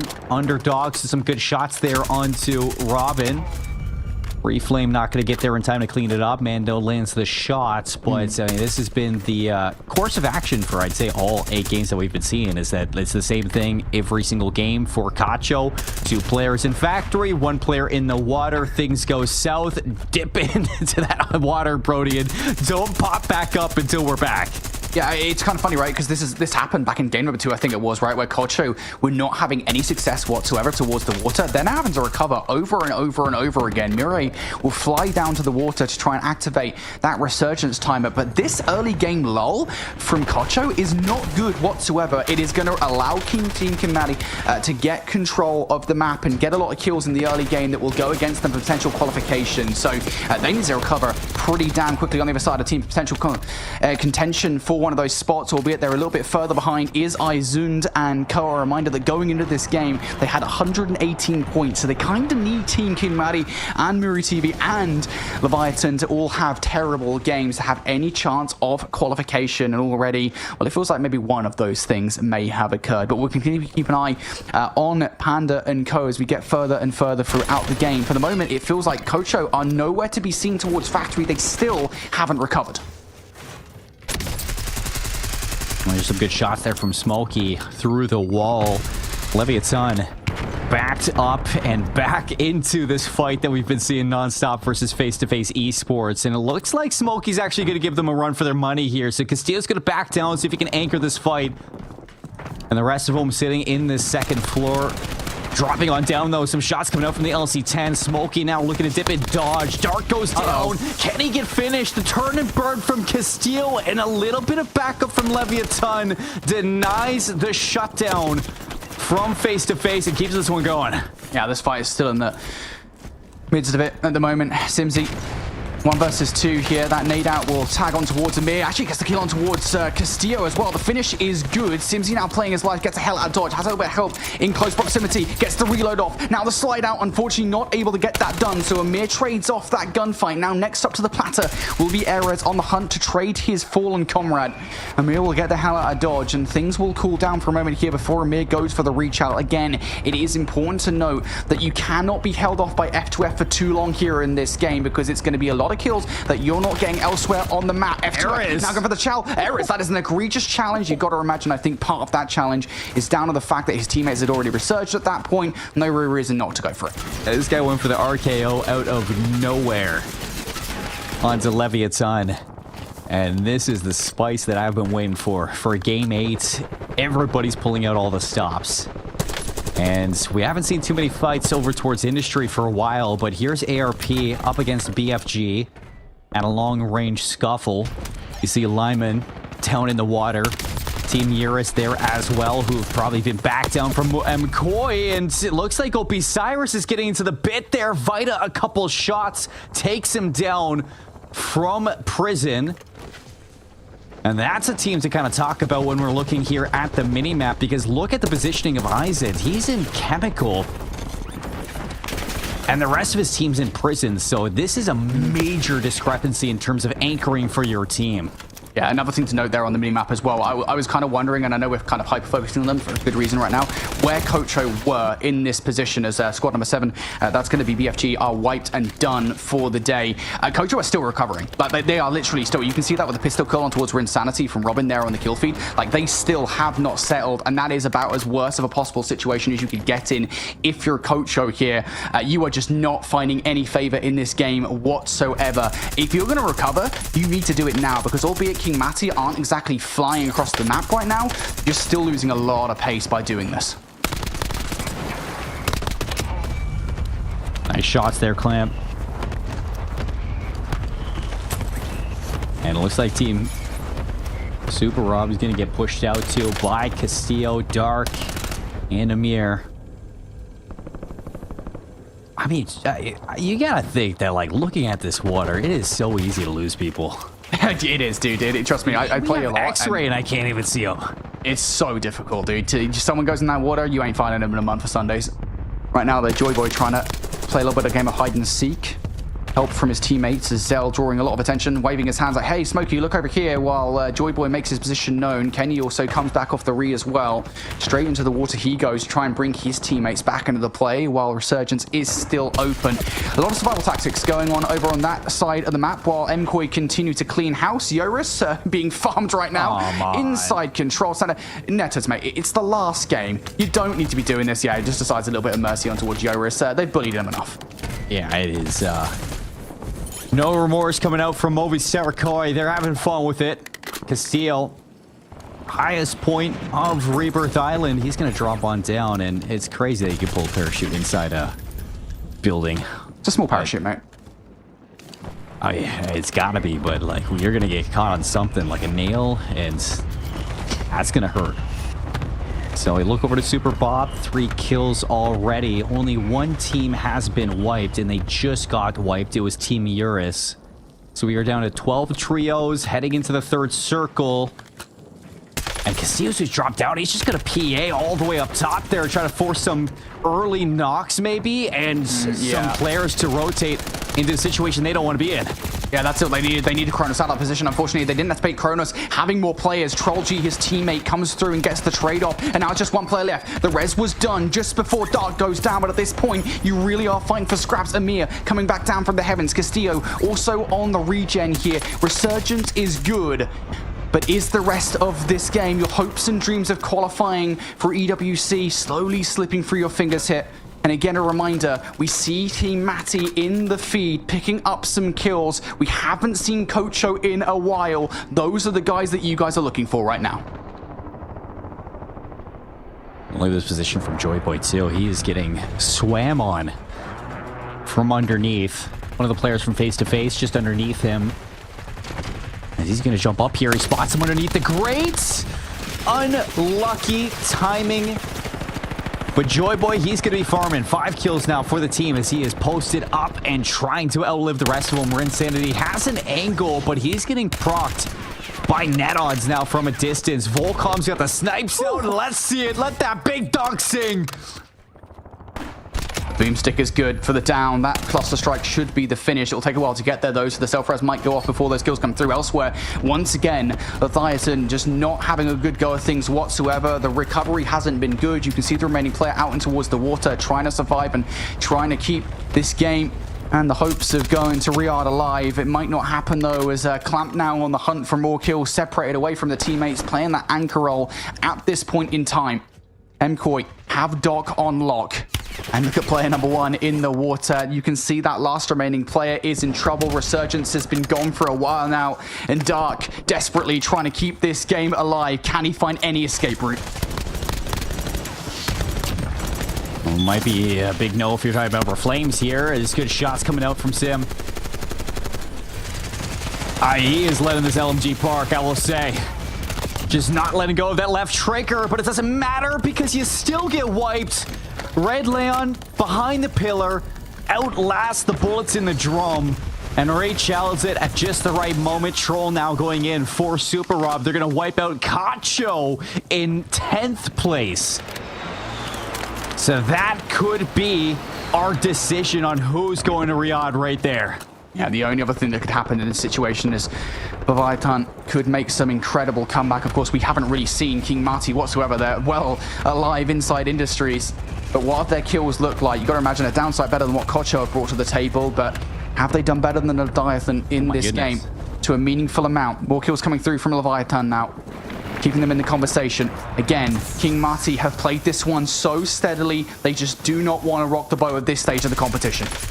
Well, Movie Star Koi, they team wipe underdogs. Leviathan, they team wipe ARP, so they are going ban for ban right now on kills in Game 8, Brody. They know what's on the line, and they know where they need to rise to get to this occasion. And we're heading into now the 5th circle closing, so things are about to get tight with 6 trios still alive. Of course, MKOI are still here. Of course they are. They haven't moved from their power position that they got control of. And that's where the gas is going as well. The circle favoring them. Clamp will finally get overwhelmed. The Toad is good for the trade though, and they can't finish him off. He'll just go down in the end. Kronos will be the player to take him out. So now just 2 players left for MKOI. They do have control of the buy stations. Technically speaking, they could go get him down if they've got the cash, but it would be a bit risky to do given how open that is at the moment. King Maddie trying to look for some more kills now. Big gunfight. This is the one to take Leviathan out of the play. Unfortunately, getting shut down from up top though. Maddie trying to play his life, pressuring these guys through. They will be good inside the gas, but they won't be able to do much as Maddie holds them down. Brody, Movie Star Koi just saved the day for Leviathan. You had King Body knocking on the door to potentially eliminate them. But it is net odds, Volcom, and Gold Clamp to keep them in this game. Now Super Rob wiped. And we got our top 3. Castillo, Amir still alive, and OP Cyrus going for a dip. Yeah, whatever kills they've got, they need to win this game. Amir, 5 to his name. Not too sure what Castillo's got, not too sure what Dark had, but they need to take down MKOI. Castillo goes down, and it's starting to look increasingly less likely. Amir taking shots now from across the way as well. Yes, you've still got 1 player from BFG in the situation. Obsirus now going to make his position known, but that's going to do it for today, as it had to end that way. It is once again MKOI to take yet another victory. It simply could not end any other way. And if it wasn't already astoundingly obvious, these boys are going to Riyadh. Have yourself a day, MKOI. Undeniable in Latin America North and undeniable in Rebirth Islands. Through the scrims, we saw them tear it up. Through the qualifiers, we saw them earn their position. And inside of your chances to go to Riyadh, you win 6 out of 8 games for that qualifying chance. And nobody, and I mean nobody, has done it better than you today. And the only other 2 teams to win, Brody, were, it was back all the way in like game 3 that we saw King Mati win a game, and then we saw Leviathan win game 5. So Right. Yeah. everything else was MCoy. Who knows, dude? MCoy have At just been cinema. insane. Look, I think we can. I know we're not supposed to make official calls, and I wouldn't do that because I'm a responsible caster.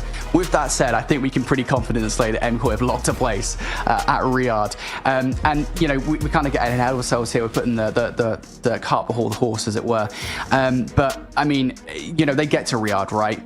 The competition is going to be kicked up about 7 notches. I can't wait to see what MCoy bring to the table because their map rotations have been so beautiful. I mean, they've basically found themselves inside the final zone about what? I mean, obviously 6 times considering they've won, but even the games that they didn't win, they got themselves so late into the game. Very rarely did it feel like they were ever in the conversation towards those closing moments. Just that map presence is insane, and I can't wait to see what they do in Riyadh at EWC proper, because it does genuinely feel like, look, maybe LATAM North last year didn't have the best go of things. Maybe this year with this new roster, they might.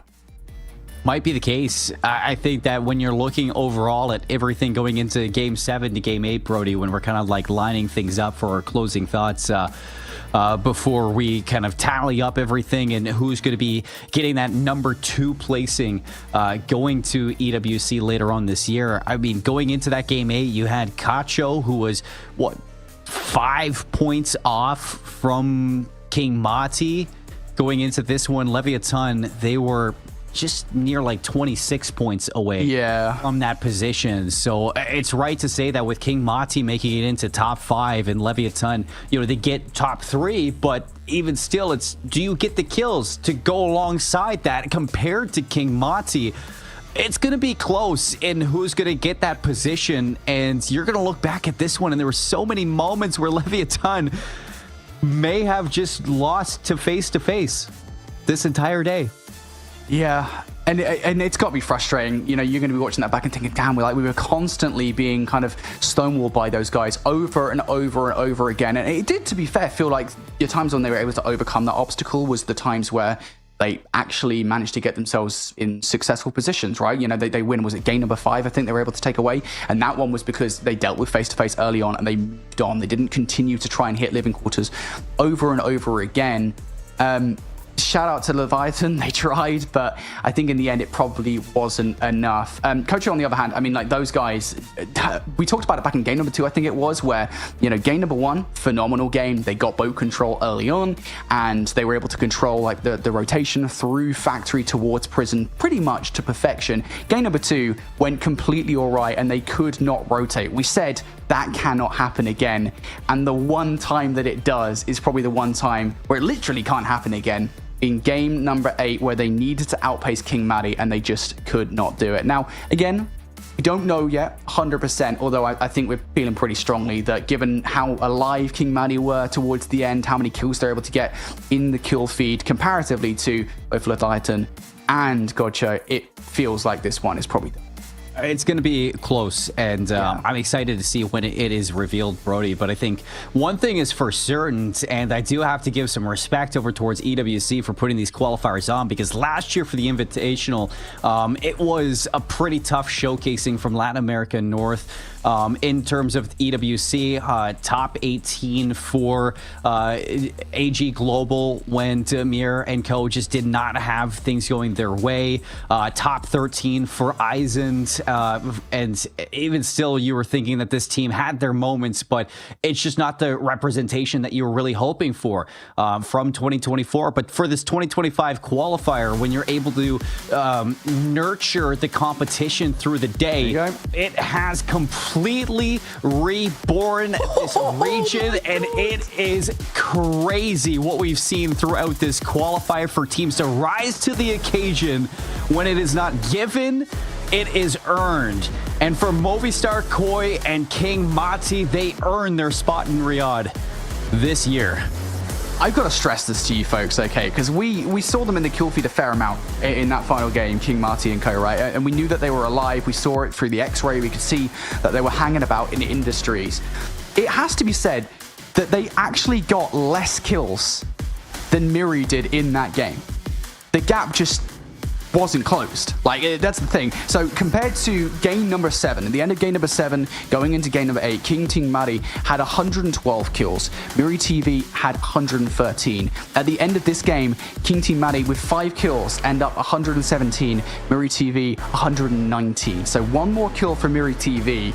Obviously not enough to close the gap, but a 5-point differential between those two teams is not good enough.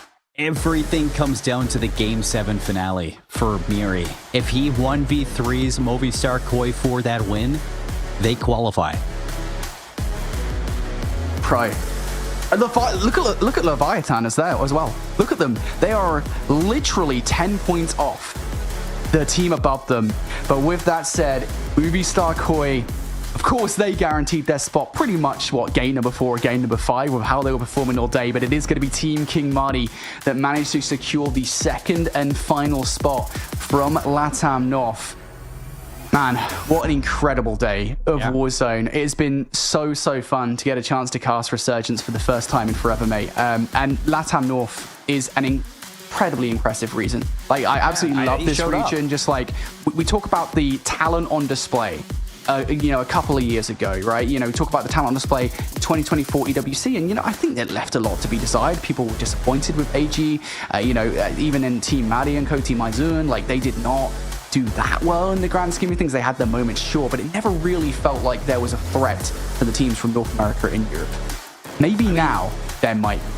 When you have qualifiers, when you have scrims, when you have everything trying to nurture this competition and this talent, it is only going to raise the bar going into this year. And for what we see through LATAM North, the bar has been raised with Movistar Koi looking the way that they do. King Mati right there alongside them the entire day. And not to mention when you have Cacho, only not qualifying because of a second place finish in one of the games, and Super Rob getting a team wipe against them in game 8. And then you have Leviathan, who were there last year, but this year just cannot get through face-to-face esports. Today was a great day for competition, and a lot of these teams put their skill level on display. And if this is going to do anything, it has put some eyes on a region that truly deserves it. And I do want to give a big shout out once again to Phoenix Arena Gaming for everything that they've done, for putting a stream and a watch party on for the scrims for LATAM North and for the qualifiers prior to this one for this region, because a lot of these teams have risen to new heights and they've put on display that they have the chance to qualify for something like EWC. And come next year, Brody, these teams are just going to get better and better, and I cannot wait to see how it goes. All right, well, that's the teams from LATAM North decided. Of course, the second region is locked for the Esports World Cup in August in Riyadh, but there's still a plethora of spots to go. And next up on the docket will be APAC in just under an hour's time, just over 45 minutes time on these very channels. So make sure you stay locked in if you want more Warzone action here from the Esports World Cup qualifiers. But thank you so much, everybody, for tuning in here for the LATAM North region. Thanks, Seymour, for joining me on the cast, mate. It's a pleasure as always, and shout out to everybody here on production team for putting together a wonderful show, and of course for EWC putting the entire thing on. Again, cheers everybody for watching today. We'll see you very soon here for more action, this time from APAC.